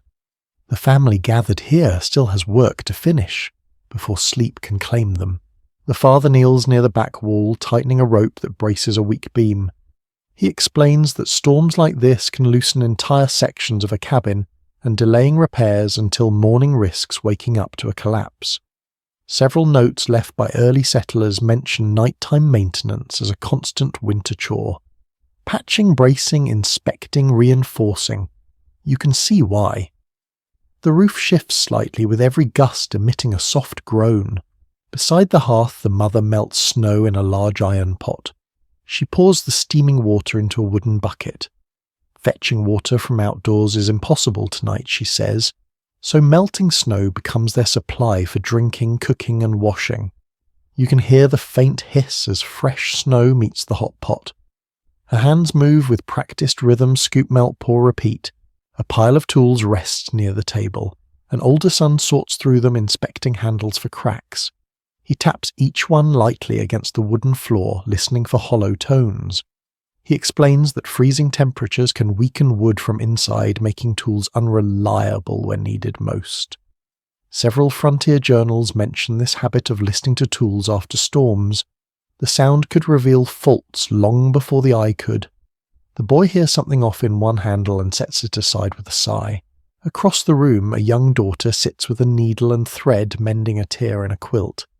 She works carefully, stitching tiny loops along the frayed edge. The quilt bears dozens of similar repairs, some clearly older than she is. She tells you that certain blankets survive for generations, this way passed down, patched, softened, and relied on during the coldest nights. A few family recollections from this region confirm that treasured quilts often outlasted their owners, their layers thick with memory and thread. The wind slams against the shutters, forcing everyone into instinctive silence for a moment. When the house holds steady, conversation resumes softly. You notice the father lighting a small lantern to check the window frames. He presses rags deeper into cracks where frost threatens to crawl through. He remarks that windows often loosened in storms, especially in houses near the plains. Different early accounts describe various methods for sealing drafts: clay, cloth-packed snow, even strips of leather. Tonight he relies on cloth, since the harder materials would freeze solid instantly. The older son drags a wooden bucket near the hearth and sets a metal hinge inside it. The hinge is bent slightly, probably from windswung doors, and he heats it in the coals before trying to reshape it. The metal glows faintly as he works with a small hammer, striking slow, careful taps. He tells you he learned this trick from a travelling blacksmith who once visited the settlement. Such informal skill sharing appears here and there in local history's techniques, spreading not through books but by word of mouth around winter hearths. In the corner, the mother inspects the boots lined up beside the fire. She tests each pair by pressing the leather with her thumb. If it bends, she smiles. If it resists like stone, she groans. She rubs tallow into the stiffest boots to soften them before morning. She mentions that wet boots left too close to the fire could crack or warp, so she keeps them at a careful distance. Her knowledge is instinctive, honed by countless winters. A small boy sits nearby, rubbing dried wax onto the tips of matchsticks. He tells you proudly that it keeps them from absorbing moisture. You smile, charmed by the small task. A few old household notes mention similar practices: wax or fat rubbed onto matches to keep them viable when storms made everything damp. The father shifts his weight and sighs, his breath forming a faint cloud. He stands and stretches his back, then checks the roof once more by tapping a beam lightly with the handle of his hatchet. He says that a dull echo means the beam is still strong, but a hollow one suggests trapped moisture. You listen closely as he taps. The beam sounds solid. He nods in relief. Nearby a kettle rattles as steam escapes beneath its lid. The daughter jumps slightly at the sound, then laughs quietly. Long nights like this blur the divide between tension and exhaustion, and every unexpected noise tightens nerves. Several winter letters written by settlers mention how storms sharpened every sound, making small noises seem like warnings. As the room settles, the family begins to finish the last chores. The daughter folds the mended quilt into a neat square. The boy sets aside repaired tools and stacks ones that still need attention. The mother ladles snowmelt into a larger jar, storing it for morning. The father inspects the door frame one last time, pressing his palm against the wood to feel for cold leaks. Finally, when everything seems secured, the family exhales in unison.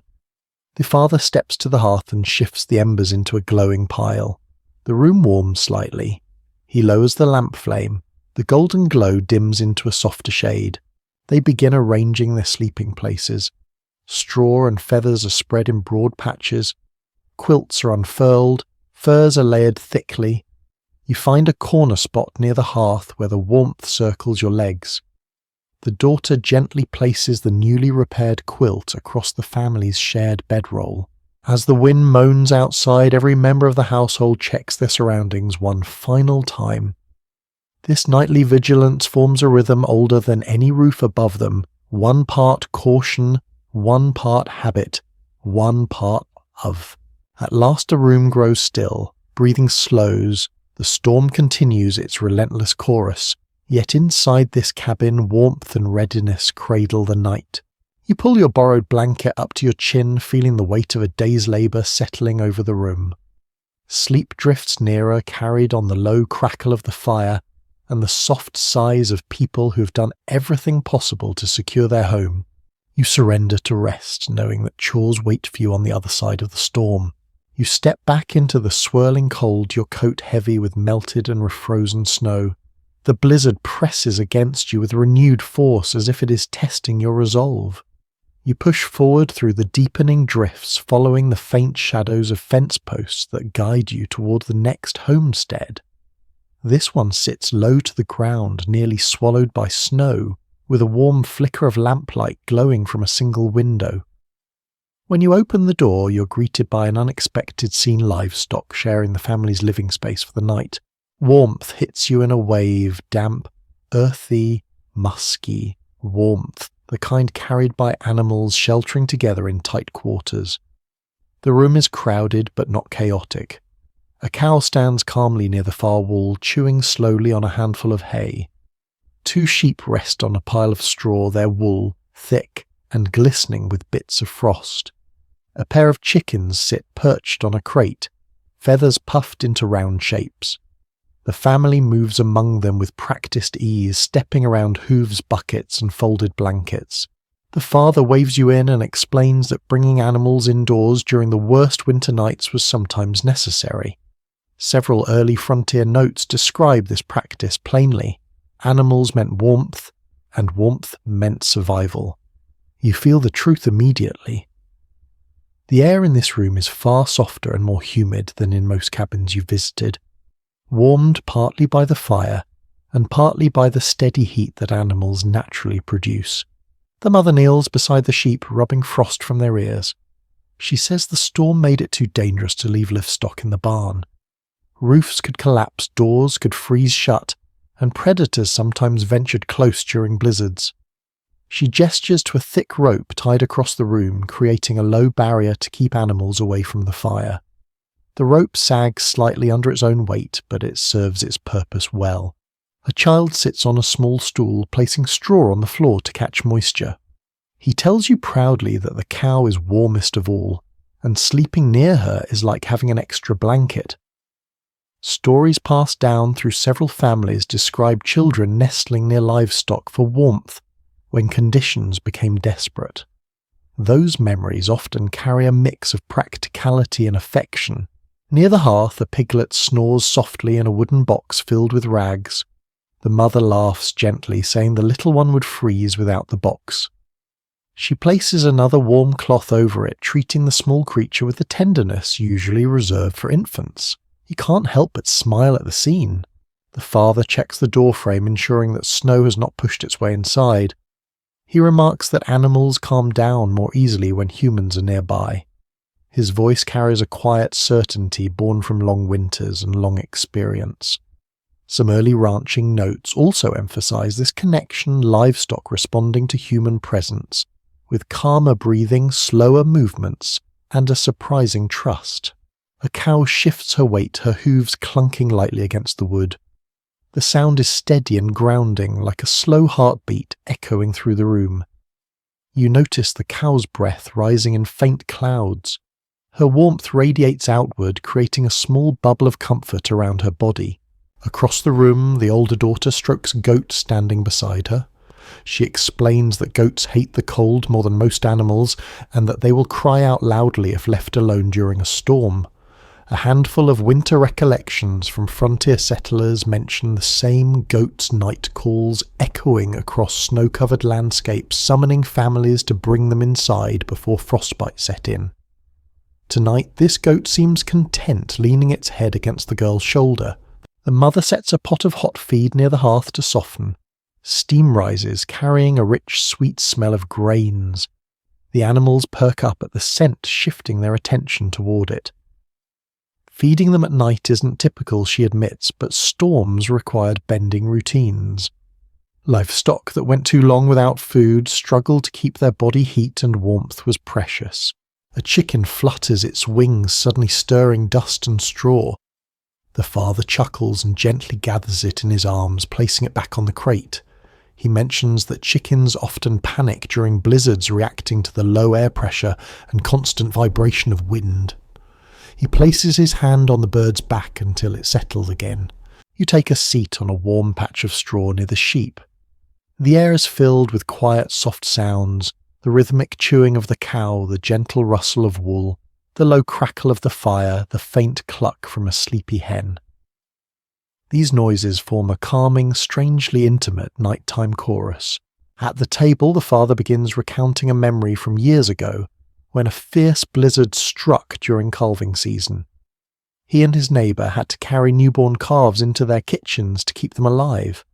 The memories written by others in similar situations echo such scenes, animals and humans sharing space under the same uncertain roof, united by need. The daughter adds a story of her own, saying that once during a particularly harsh winter, they woke to find the horse standing in the centre of their single-room cabin, having pushed the barn door open and wandered in for warmth.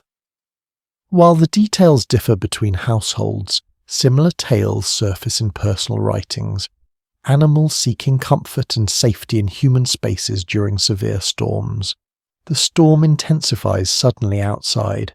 Snow smacks the windows with force. The cow snorts, head lifting. The sheep shuffle. The family stops briefly to listen. The house trembles as a gust sweeps across the roof. When the wind passes, the mother resumes brushing the animals, her movement steady and reassuring. The father lowers the lantern wick, dimming the room. Shadows soften across fur and fleece, merging into one warm living mass. The children settle into their straw beds near the hearth, pulling blankets over themselves. The animals begin to rest their breath slow and steady. Even the chickens grow still, their eyes drooping shut. You wrap yourself in a blanket and settle close to the goat, which radiates heat like a small furry stove. The fire hums quietly. The piglet snuffles in its box. The cow exhales a long warm breath that seems to melt the edges of the cold, creeping into the room. Sleep moves through the cabin gently, one creature at a time. Humans sigh into stillness. Animals fold into rest. The sounds blend until the entire space breathes as one. You close your eyes, warmed by bodies that share your shelter, and drift into a calm, earthy sleep, comforted by a night where survival depends on closeness between species, not just people. You leave the warm, animal-filled cabin and step back into the blizzard, feeling the cold wrap instantly around your shoulders like an unwelcome cloak. The snow has grown so deep that your legs sink nearly to the knee with every step, and the wind hurls icy grains against your face in sharp, stinging bursts. Somewhere ahead, you know a small homestead sits half-buried in drifts. You walk slowly toward it, guided only by the faint glow of a lantern hanging on a crooked post near the door. Tonight you will discover what it feels like to wake in a house whose very exit has vanished beneath the snow. By the time you reach the cabin, snow piles higher than the lower window plastered thickly against the walls, as if trying to swallow the building whole. You push open the door and slip inside. The family greets you quietly, wrapped in blankets and sitting close to the fire. Their eyes look heavy, not just with sleep, but with an odd mixture of worry and acceptance. They gesture toward the door you just used. You turn and see the truth. When they woke earlier this morning, the door had been completely blocked by a wall of snow so dense it pressed inward like a cold white barricade. Only when one of them shoved hard enough did it crack open at the top, allowing enough space for you to enter now. Several winter journals from the frontier mention mornings like this, where the outside world simply disappeared under drifts. You can almost feel the claustrophobic shock those settlers must have felt. The father walks to the door and presses his hand flat against the inner plank. You can see it bow slightly from the weight behind it.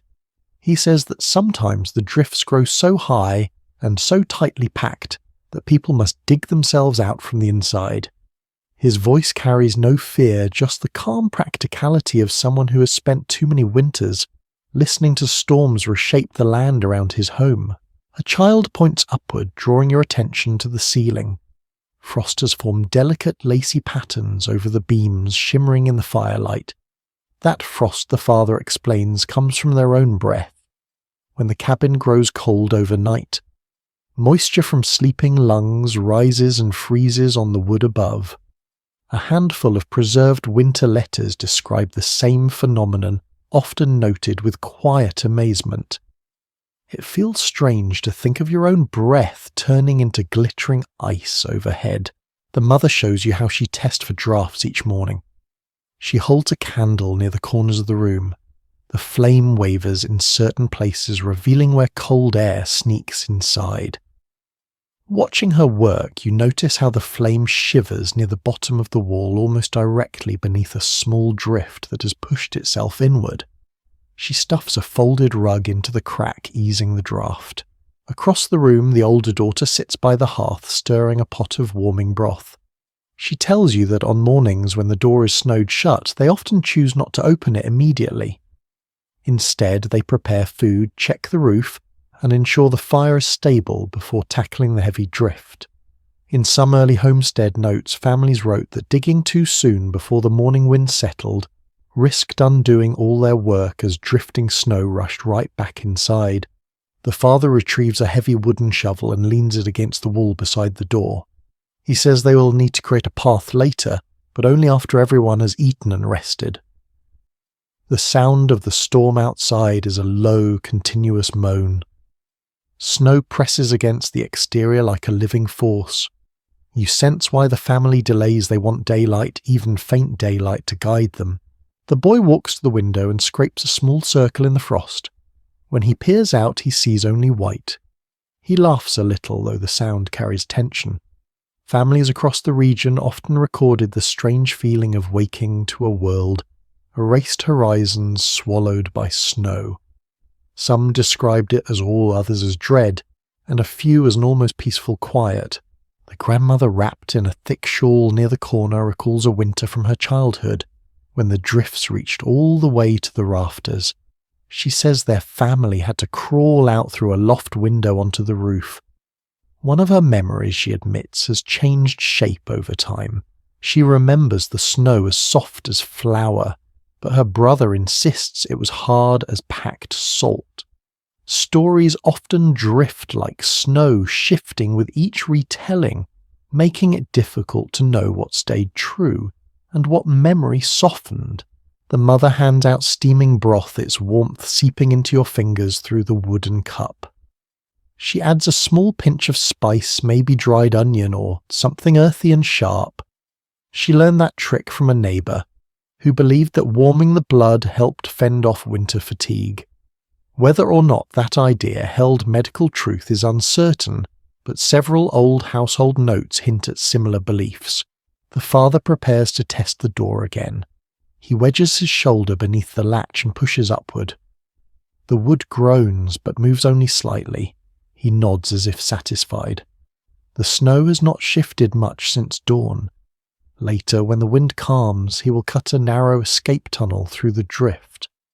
The daughter says that last winter they carved a passage so tall and deep, it felt like walking through a canyon of white walls. Recollections from others in harsh climates offer similar pictures of snow-walled corridors guiding people from house to barn. A sudden thump shakes the cabin. Everyone freezes for a heartbeat. The father explains it's likely just a slab of snow sliding from the roof. The storm creates its own rhythms, bumps, groans, shivers that settler families learn to decode over time. Even so, the unpredictability keeps the household alert. The boy asks if you want to see something special. He holds up a glass bottle with a stopper, then removes it and exhales gently into the bottle. Within seconds, frost forms on the inner surface. He grins brightly. He says they sometimes play a game on cold mornings, seeing how quickly breath will freeze. This tiny playful detail appears occasionally in personal recollections, children turning hardship into odd little amusements. Soon the family begins organising their living space for the long hours ahead. They move furs closer to the hearth, shake out the blankets, and place a thick mat over the coldest floorboards. They arrange their sleeping spots again, preparing for the next night, because storms this strong often last longer than people hope. The father sits beside the door, sharpening the edge of the shovel. His calm presence anchors the room. He says that digging out requires patience, rhythm, and caution. Snow that deep can collapse suddenly if touched in the wrong place. Some accounts preserved in regional archives caution about this as well. Large drifts shifting like slow-moving waves when disturbed. Outside, the storm growls, but the cabin feels like a warm cocoon. The daughter pulls her shawl around her shoulders and settles onto a pile of blankets. The mother sits beside her, humming softly. The grandmother closes her eyes, breathing gently through her nose. The boy curls near the hearth, his earlier excitement melting into drowsiness. You feel sleep tugging at your limbs, softened by the warmth drifting from the fire and the steady breathing inside the room. Snow presses against the door, heavy and unmoving, but the family has shaped their own calm within these walls. You pull a quilt over yourself, sink into the straw beneath, and let your body relax completely. The storm may have sealed the outside world beneath layers of white, but inside this cabin, beneath furs and firelight, sleep arrives gently wrapped in shared quiet and stubborn warmth. You wake slowly, feeling the weight of blankets and the soft brush of straw beneath your cheek. The fire has dwindled to a warm cluster of embers, their glow barely reaching the corners of the room. The family still sleeps around you, breathing deeply, bundled in quilts and furs. Outside, the storm continues its steady chant. You rise carefully, trying not to disturb anyone, and make your way toward the hearth. The air carries the faint scent of last night's broth, and the cold freshness of snow pressing against the door. You know that this morning's task is one repeated in countless frontier homes, coaxing fire back from the edge of death. Morning fires were not simply routine, they were lifelines. Several old winter notes from scattered homesteads point out that a strong morning flame could set the tone for the entire day, determining whether a family faced warmth or misery. You kneel near the hearth and study the coals glowing faintly under layers of ash that mute their colour. The father stirs and rises slowly. He shuffles toward you, pulling his coat over his shoulders. Without speaking, he hands you a long wooden stick charred at one end. He gestures politely for you to help him clear the ash. You sweep it aside gently until the coals reveal their deeper heat. Tiny red sparks flickering like captured fireflies. He nods, satisfied there is enough life in them to regrow the flame. A child awakens and pads over, watching with bleary curiosity. The father places a handful of thin twigs near the glowing coals. They catch almost instantly, curling into faint orange tips. He adds another handful, then two, building a quiet pyramid of kindling. The fire begins to breathe thin smoke, rising in delicate streams. This slow awakening resembles countless descriptions from frontier households, the dawn ritual of breathing warmth back into a space chilled by night. The mother stirs next, rubbing sleep from her eyes. She moves to the kettle and begins melting more snow for morning tea. Steam rises quickly from the spout, filling the room with a soft cloud of warmth. She says that on the coldest mornings, even melting snow requires patience, because frost forms inside the pot if the fire starts too weak. A few scattered family recollections mention this same challenge, hinting at the strange battle between warmth and cold in early morning hours. The grandmother wakes quietly and watches the fire-building process with approving eyes. She remarks that some families use special firestone small rocks heated the night before and placed among the coals to retain warmth longer. You can tell by her tone that her memory blends usefulness with nostalgia. The stones offered comfort, she says, because they held yesterday's heat into today. The boy drags a wooden box toward the hearth. Inside it, a stick sorted by size, twigs, small branches, and thicker pieces of dry wood. He points proudly to a separate bundle tied with twine. These are the morning sticks, he explains, chosen carefully each evening. His father taught him that dry, slender branches ignite quickly, helping the fire climb towards strength before the heavier logs take over. Observations like this appear in a small number of winter accounts, described with equal parts practicality and pride. The father adds a larger piece of wood and the fire responds with a sharp crack. Sparks leap upwards, scattering tiny red stars across the hearthstones before fading. The room brightens as the flame grows. Everyone inches closer. Heat spreads outward in slow waves, brushing against faces and hands like the first gentle warmth of sunrise. The snow outside thumps against the roof in uneven patterns.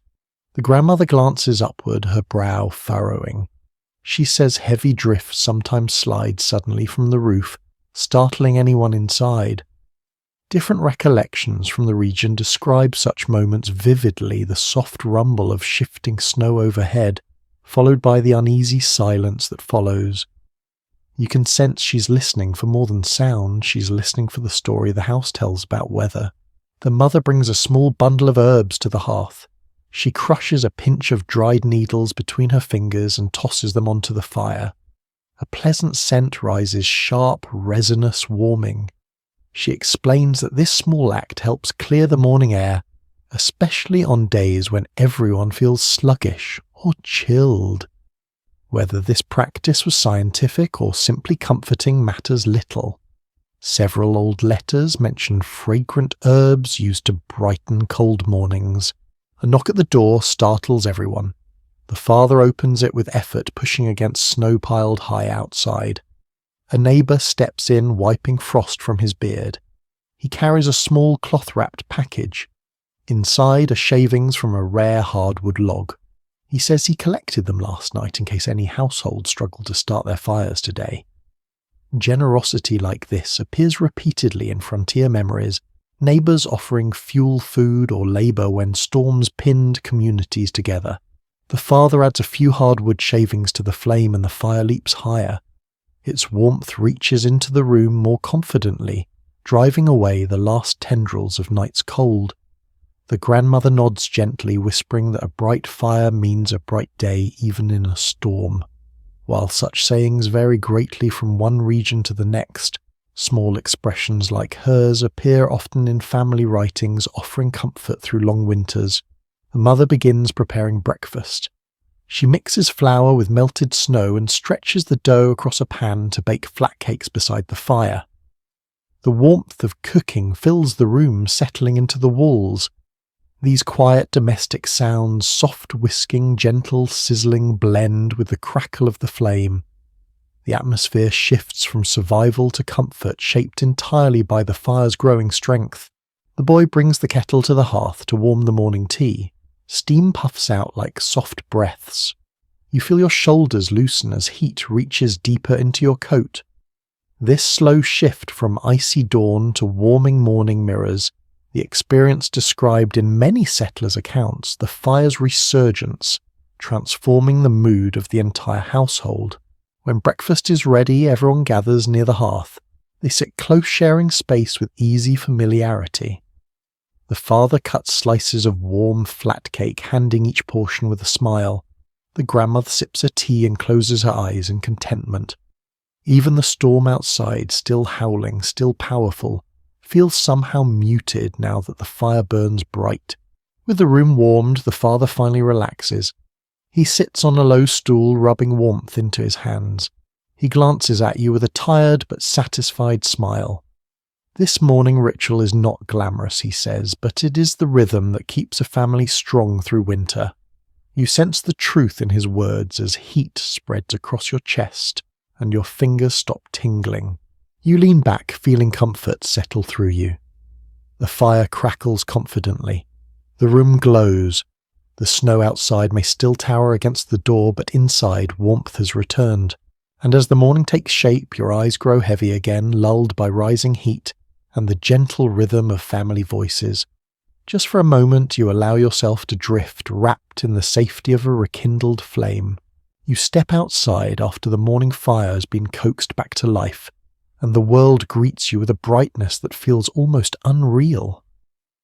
The storm still churns, but daylight filters through the snow-laden sky, tinting everything in a muted silver glow. Your eyes squint instinctively. After hours spent in lamplit cabins, the broad white landscape seems to shimmer with its own quiet power. You inhale, feeling the crisp air sting your lungs, and begin walking toward a cluster of low hills where you know the storm is finally beginning to loosen its grip. Your boots crunch through a crust of snow that formed overnight. Each step carries a faint echo as though the frozen surface vibrates with the memory of wind.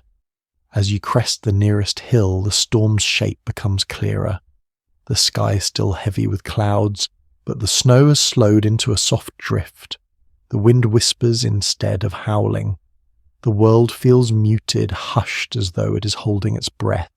Ahead you spot a narrow path winding between tall drifts sculpted by the night. Their edges curl and twist like waves frozen in motion. Several travel notes from settlers mention the strange beauty of these drift formations, massive snow shapes towering over paths rounded like dunes or sharp like cliffs, depending on how the wind sheared across the plains.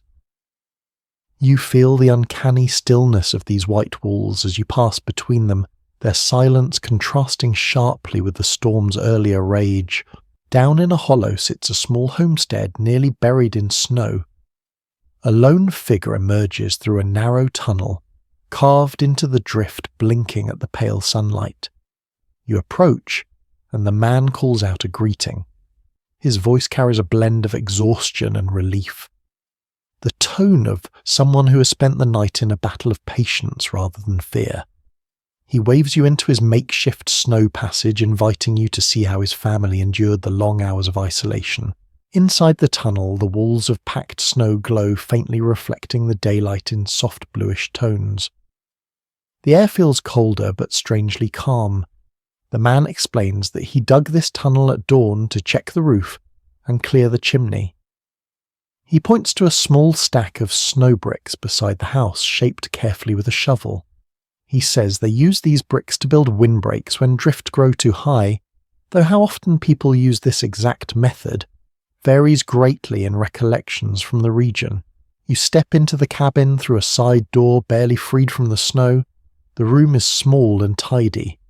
Its air carries the scent of melted snow, drying wool, and a hint of smoke.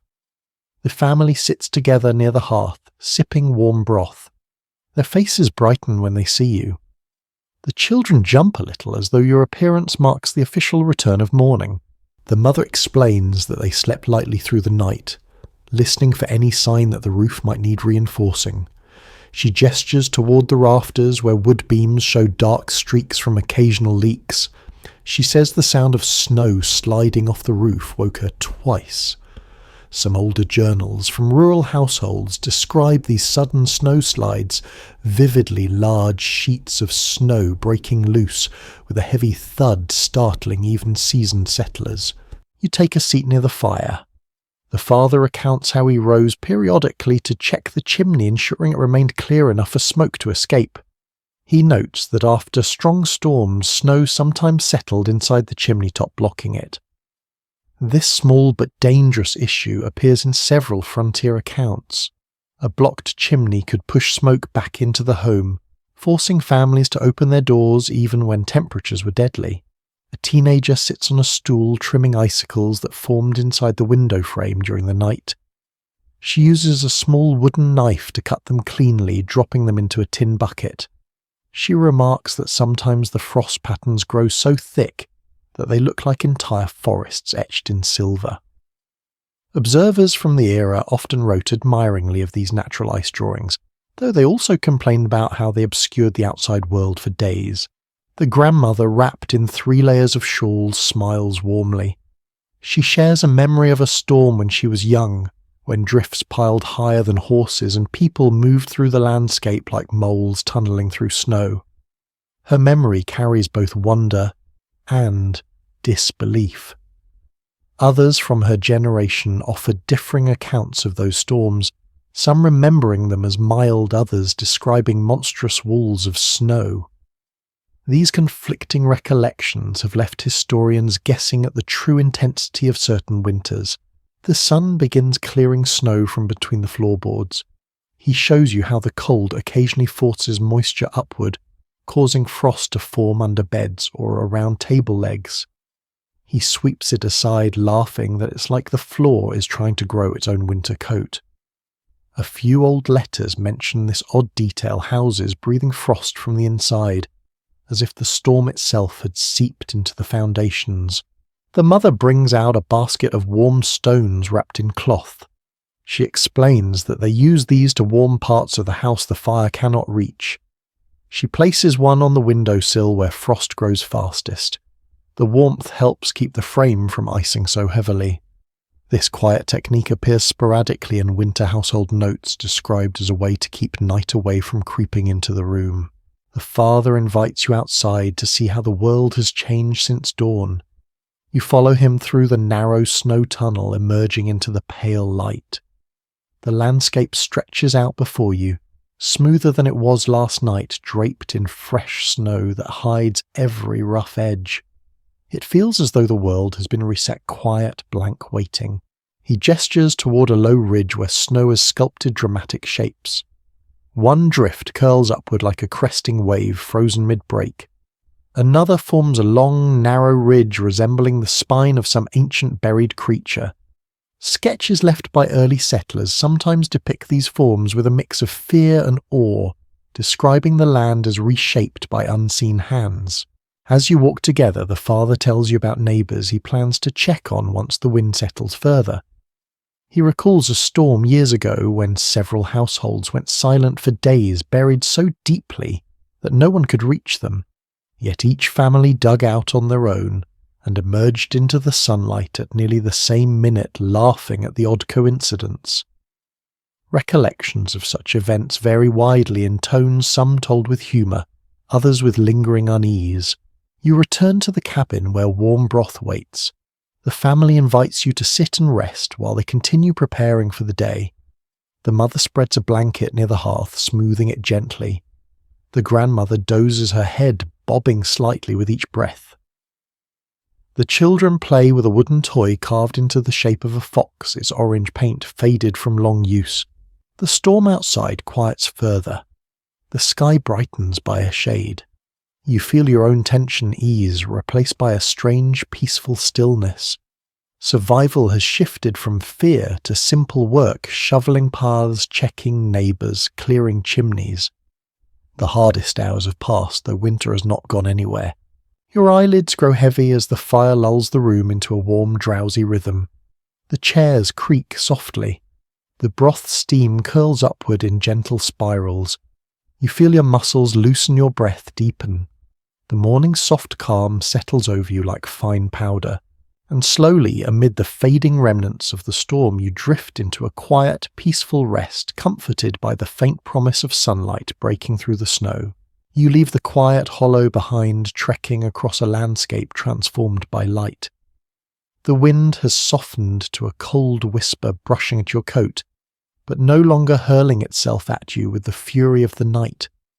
The sky stretches overhead in muted shades of grey and pearl. Snowdrifts tower like frozen waves, silent and unmoving. As you walk, your boots sink into the crusted surface, each step producing a hollow crunch that echoes faintly across the stillness. You follow a trail marked by broken reeds and scattered hoofprints until you see a long, low building ahead. Its roof heavily burdened by snow slopes like the back of a resting animal.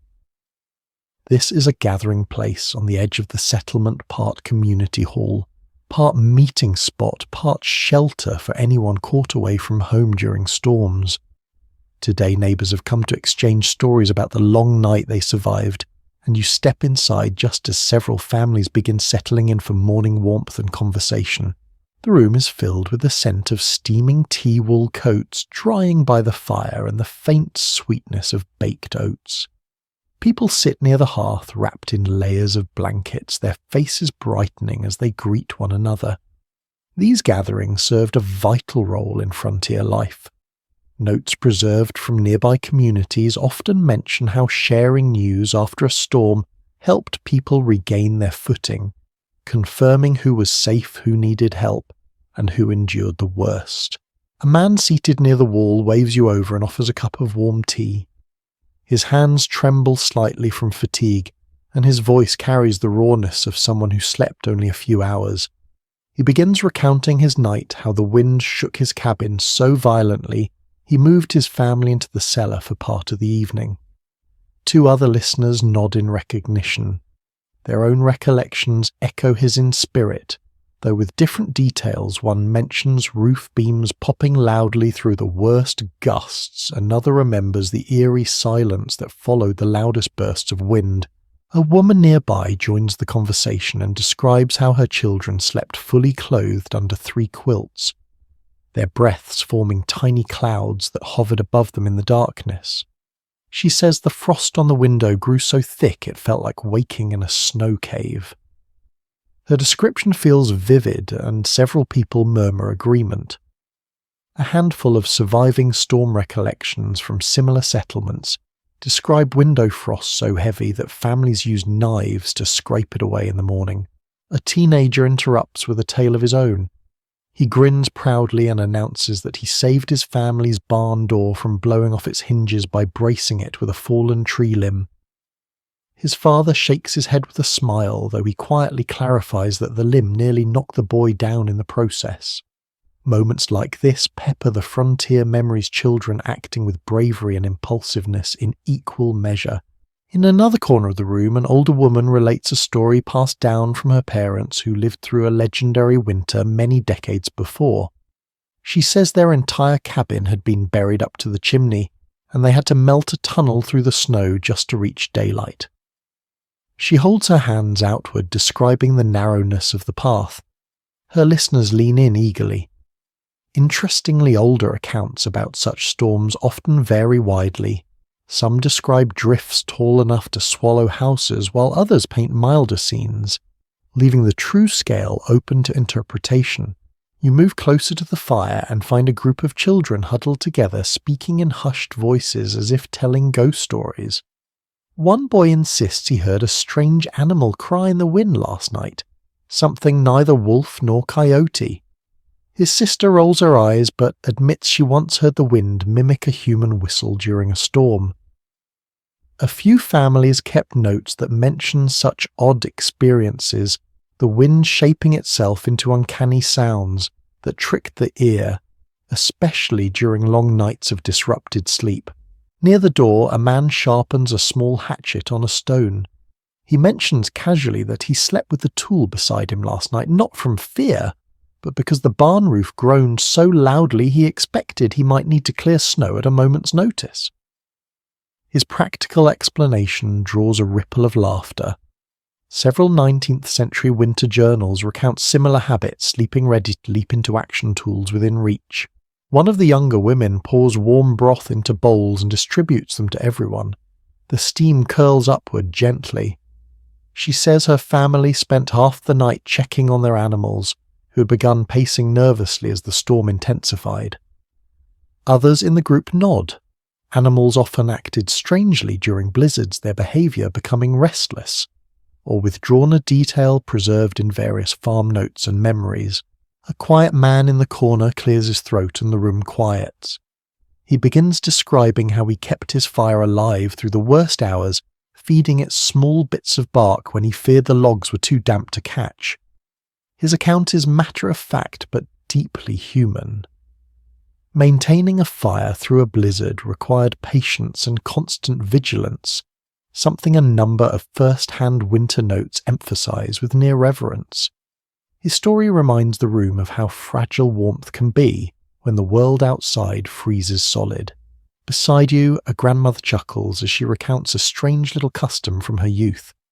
She says her mother believed that placing a silver spoon beneath one's pillow kept nightmares away during storms. You raise an eyebrow, and she laughs openly, admitting she has no idea whether it ever worked. Still, she sees she practiced it anyway as a girl, because storm nights hold a certain weight over the mind. This kind of small personal tradition appears in scattered recollections unique to certain families embraced for comfort rather than certainty. Another neighbour mentions that he heard distant knocking sounds in the night. He assumed it was a nearby tree tapping the roof, but when he went out at dawn, no tree stood close enough. People murmur thoughtfully. Some tilt their heads, remembering their own odd noises. Such nighttime mysteries appear frequently in conversations about winter storms, though the stories rarely match in detail. They highlight how the blizzard reshapes sounds, carrying them in unexpected ways. The room settles into a warm, easy quiet. People sip tea hum under their breath or close their eyes for a few brief moments of rest. Outside, the last wisps of snowfall drift lazily down, soft as feathers. The storm has not ended, but it has loosened its grip, revealing the gentler face of winter beneath its rage. You take a seat on a thick fur near the fireplace. The heat embraces your legs and your body softens instinctively. A few children curl beside you, leaning back with sleepy sighs. Nearby, the grandmother nods off mid-sentence. The fire crackles, sending a warm glow rippling across the room. Your own eyes drift slowly closed. The rumble of conversation fades into a soft blur, blending with the murmured wind outside. In this community of tired voices and shared experiences, you feel the storm's weight lift. Wrapped in warmth and stories, you slip easily towards sleep, carried on the quiet assurance that the worst has passed, and that morning will see the world reshaped by survival. You wake to the soft hush of voices fading into silence. The gathering hall has grown calm, its earlier warmth settling into a gentle haze. You stand stretch and step outside once more. The cold greets you sharply, but the wind has lost its rage. It blows now in long, steady breaths across the plains, shaping the snow into smooth curves that catch the faint afternoon light. You walk along a narrow path carved by earlier feet, following it toward a small rise where a lone cabin rests beneath the wide, pale sky. Today marks the storm's final night, when the blizzard lingers at the edge of exhaustion, but refuses to leave without one more push. When you enter the cabin, you find a family preparing for this last cold night with a mixture of relief and caution. The father stands near the window, reinforcing a shutter with a strip of wood. The mother stirs a pot of thick stew on the hearth. Two children wrap blankets around their shoulders and place warmed stones at the foot of their shared bed. The room carries the faint scent of smoke, simmering vegetables, and the earthy aroma of wet wool drying slowly. You take a seat near the fire. The father glances over and explains that storms often made their fiercest retreat with a sudden burst of energy. He recalls a winter years past when the wind returned unexpectedly after an entire day of calm. Several early homestead notes mention similar surprises, moments when families thought the storm had ended, only to hear its distant rumble rekindling at dusk. The mother ladles stew into wooden bowls, setting them on the table with gentle care. She adds a few herbs she dried last summer, telling you they lend warmth to the spirit as much as the body. In some old kitchen notebooks from regional households, cooks wrote about using herbs and spices to bring comfort at the end of long storms. She hands you a bowl, and the rich aroma spreads soft heat through your hands. A faint tapping startles the room. The father peers at the window, then relaxes. Snow is sliding down the roof again. The children exchange curious looks, and one whispers that the storm leaves messages as it departs. Soft knocks low, whistles, gentle sighs. The grandmother, sitting wrapped in a heavy shawl near the hearth, smiles and says she used to believe the same when she was young. Her recollection has the feel of a story shaped by both memory and imagination, a blend common in families who endured many winters. You sip the stew and watch as the shadows lengthen across the floor. The fire crackles steadily, its glow reflecting off the iron pot. A young boy retrieves a handful of dried twigs and tosses them in, sending sparks rising like tiny embers of hope. In some preserved winter sketches kept by settlers, children often took pride in tending the fire, seeing it as both responsibility and ritual. The father begins telling you how they slept last night. He describes the sensation of the roof trembling faintly, but no longer with the old ferocity. He says the room felt both cold and hopeful, as though the storm's grip was loosening in the dark. People who lived through these storms often describe this kind of quiet unease, a stillness that felt like both an ending and a warning. The daughter sits beside her grandmother and begins brushing frost from the wooden floorboards. She explains that the cracks between the planks collected moisture during the night, forming small ridges of ice. As she works, she hums a slow melody. Her tune carries a comforting familiarity, perhaps passed through several generations. A few surviving family letters mention similar songs sung during the tail end of storms, melodies that calmed restless minds and marked the near return of normalcy. A small dog trots across the room and curls near your feet. The grandmother chuckles, saying the dog senses warmth returning. She tells you that animals often reacted subtly during the final hours of a storm, becoming either restless or unusually calm. Various farm journals from the region provide mixed impressions of this behavior. Some families saw clear patterns, others dismissed the signs as coincidence. You watch the dog's breathing steady into slow, even waves. The father begins lighting the lanterns early, saying the storm's last push often brings early dusk. The glow spreads through the cabin, soft and golden, reflected in the polished wood of the table. The mother tucks the children under thick quilts, adjusting each fold. She places another warmed stone beneath their blankets. The daughter giggles when the warmth reaches her toes. Outside, the wind grows suddenly louder. Everyone stops to listen. The direction of the gusts changes, brushing snow against the far wall with rapid taps like fingertips drumming lightly on wood. The father walks to the door and tests the latch. He remarks calmly that this is the storm's last flare of temper, a moment many families recognized. Some written recollections even speak of the last night wind as though it were a familiar visitor. The grandmother watching the fire shares a memory of her own final night storm decades earlier. She describes drifting into sleep while the wind sang in long wavering notes, almost melodic. Her brother later insisted the wind had howled fiercely the entire time. Moments like these two memories from the same night that diverge show how people's recollections shift with time, emotion, and the haze of half-sleep. The family begins settling in for the night. The father pulls a heavy fur across his legs. The mother adds more wood to the fire, its flames rising slow and confident. The children snuggle close the quilt, forming hills and valleys along their small bodies. You wrap yourself in a spare blanket the family offers, settling on a soft patch of straw near the hearth. The wind outside gives one final roar, filling the chimney with a hollow whistle. The room flinches ever so slightly, then relaxes as the sound fades into a gentle hush. The fire casts shadows that sway across the walls, softened by the warm glow of lanterns.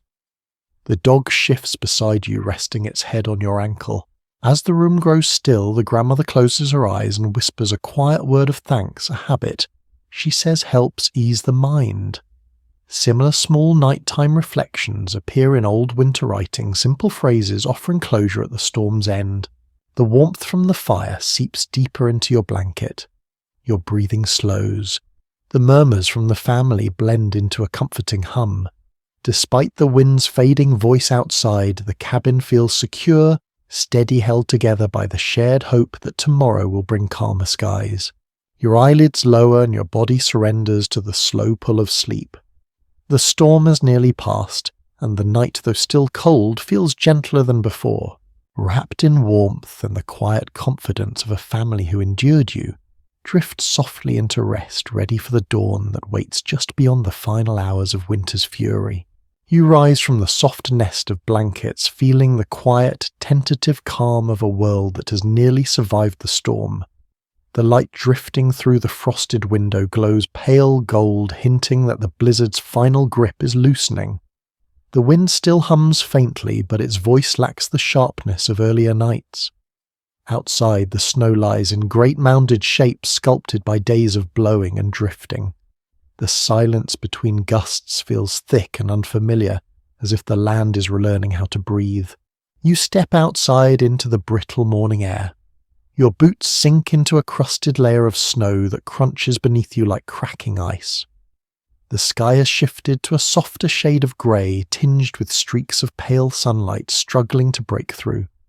In the distance you see other families emerging from their homes.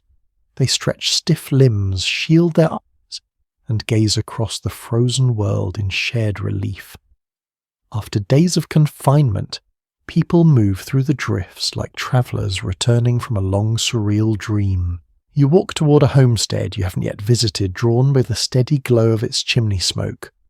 When you reach the door, a woman greets you warmly, wrapped in a shawl, and smiling with the unmistakable exhaustion of someone who has weathered the storm and now feels daylight filtering back into her bones. She invites you in, and the family welcomes you with nods and tired eyes. Their cabin feels different from the ones you've visited before, brighter, lighter humming with the gentle energy that follows hardship. Inside, the father and his eldest son are rearranging furniture that was pushed together earlier in the week. They move chairs away from the hearth, restoring the room's usual shape. The father comments that these past nights of cold forced them to rearrange everything. Beds pulled closer to the fire, quilts hung across doorways, and tools kept within arm's reach. He says he's glad to reclaim a sense of normal order. Several first-hand accounts from similar settlements describe this moment vividly when families began undoing all their improvised winter defences. The mother sits at the table, brushing crumbs from the wood and organising jars that have been scattered during the storm. She tells you that living through a blizzard always changes the rhythm of a household. Sleep becomes something taken in fragments, not full nights. Chores shift into nighttime hours. Eating, resting and repairing blur into one another. She gestures toward a shelf where they kept a row of candles burning low through the darkest hours. She laughs softly, saying she confused morning and evening twice because the days dimmed so quickly. A young girl kneels near the hearth, collecting bits of bark and wood chips into a basket. She explains that these leftovers will help start tomorrow's fire, a routine she enjoys. She says it makes her feel helpful and grown. You sense the pride in her voice. In several families' preserved writings, children often described feeling especially responsible during winter storms, eager to contribute to the small acts that kept everyone warm. The grandmother sits wrapped in a thick shawl, her hands busy with a carving she started days ago. She holds up the small wooden bird she is shaping. She says storms bring long nights perfect for handiwork, though she prefers whittling in calm weather. Her memories drift briefly into a recollection of winter evenings from her youth, though the specifics of those nights change slightly each time she retells them. Variations in these recollections mirror countless oral histories passed down through generations, shifting gently like snowflakes adjusting in the wind. The sun begins brushing frost from the window frame. He wipes away the delicate ice ferns that formed during the night, revealing a clearer view of the day outside. You watch the frost fall in tiny flakes glittering as they land. He remarks that frost patterns always feel like nature's handwriting, leaving messages that only the cold can read. Notebooks left by early settlers sometimes describe these patterns with surprise, wonder, or annoyance, depending on the morning's mood. A knock sounds at the door. The father opens it to welcome a pair of neighbours carrying a small crate between them. Inside are warm loaves of bread wrapped in cloth, baked early this morning to celebrate the storm's passing. The smell fills the room instantly, a comforting, homey scent that softens everyone's expression. The neighbours explain that sharing food after a storm strengthens the feeling of togetherness. Some communities made this an informal custom, bringing warm bread stew or dried fruit to households as a gesture of solidarity. The neighbours stay a while warming their hands by the fire. They begin trading stories about the nights they endured. One man describes how his family slept in their root cellar when the wind hit hardest. Another recalls how he and his wife took turns checking the stove each hour. Their accounts diverge slightly from others you've heard, showing how each home faced its own version of the storm. These variations echo the nature of lived experience, different voices capturing different corners of the same shared challenge. As everyone gathers around the table to share the fresh bread, the mother slices it into generous pieces. The soft warmth radiates into your palms as she hands you a slice. You savour its simple comfort. The grandmother says that eating warm bread after a storm is like letting the world soothe you in small ways. Her metaphor feels true. The moment carries a sweetness deeper than the food itself. The father speaks of the coming days. There will be paths to clear, fences to uncover, and roofs to check. Yet there's no urgency in his voice now, just the calm acknowledgement that work waits patiently. The son grins and says he looks forward to sledding down the drifts once the cold softens a little. The mother shakes her head, but smiles secretly, knowing full well she did the same as a child. As talk quiets, the family begins tidying their sleeping area. Quilts are folded, furs brushed, and straw swept aside. The room regains its familiar shape, not just physically, but emotionally. The storm feels like a dream fading from the edges of their lives. Part of it will be remembered clearly. Other parts will distort, soften, or be retold with new angles, just as the stories of storms before this one have always been passed down. You find a place near the hearth, lying back on a soft pelt as the warmth seeps into your shoulders. The room pulses with an easy quiet, no urgency, no fear, only the comfort of return. Your eyelids grow heavy and you feel sleep drift toward you like a gentle tide. As your breathing slows, the sounds of the household settle into a soothing rhythm, a spoon tapping softly against a bowl, the low murmur of neighbours' voices, the faint sizzle of a log catching flame. Outside, the last sighs of wind whisper across the snow. You close your eyes, letting the warmth of the room embrace you. And now, with the storm finally quiet and the world wrapped in soft winter light, we drift gently into the slow descent of rest. Let your breath settle now, easing into a slower rhythm. The storm has passed, the cabins have quieted, and the last traces of cold tremble faintly outside in the gentle hush of a world remade by snow. Picture yourself lying near a comforting hearth, wrapped in thick quilts that still carry the faint scent of pine and wood smoke. The heat radiates in steady waves, softening every muscle, unclenching every tired thought. Let each breath feel like a warm glow, spreading through your chest, down your arms and into the tips of your fingers. Outside, the drifts stand tall and still shaped into calm white sculptures. Your mind wanders across that landscape without effort, as though floating above the quiet scene. No wind, no worry, only the slow, peaceful hush left behind after winter spent all its strength. Each detail begins to blur gently like morning light dissolving into mist. Even the stories of the families, the cabins, the storms begin to sink softly into the snow's memory, becoming part of a drifting world that asks nothing from you now. Feel the weight of the blankets anchor you in place, grounding and comforting. Imagine the soft crackle of the last ember glowing in the hearth. The warmth drifts upward, meeting the cool air, and that balance becomes its own lullaby. Thoughts grow slower, softer like footprints fading beneath fresh snowfall. Allow yourself to drift with them. Let the room dim further in your mind, lantern-like growing hazy shadows lengthening into a quiet blur. Nothing left to do. Nowhere you need to go. Only rest. Let sleep come gently like snowfall landing on a calm night. Quiet, soft and steady. Sweet dreams.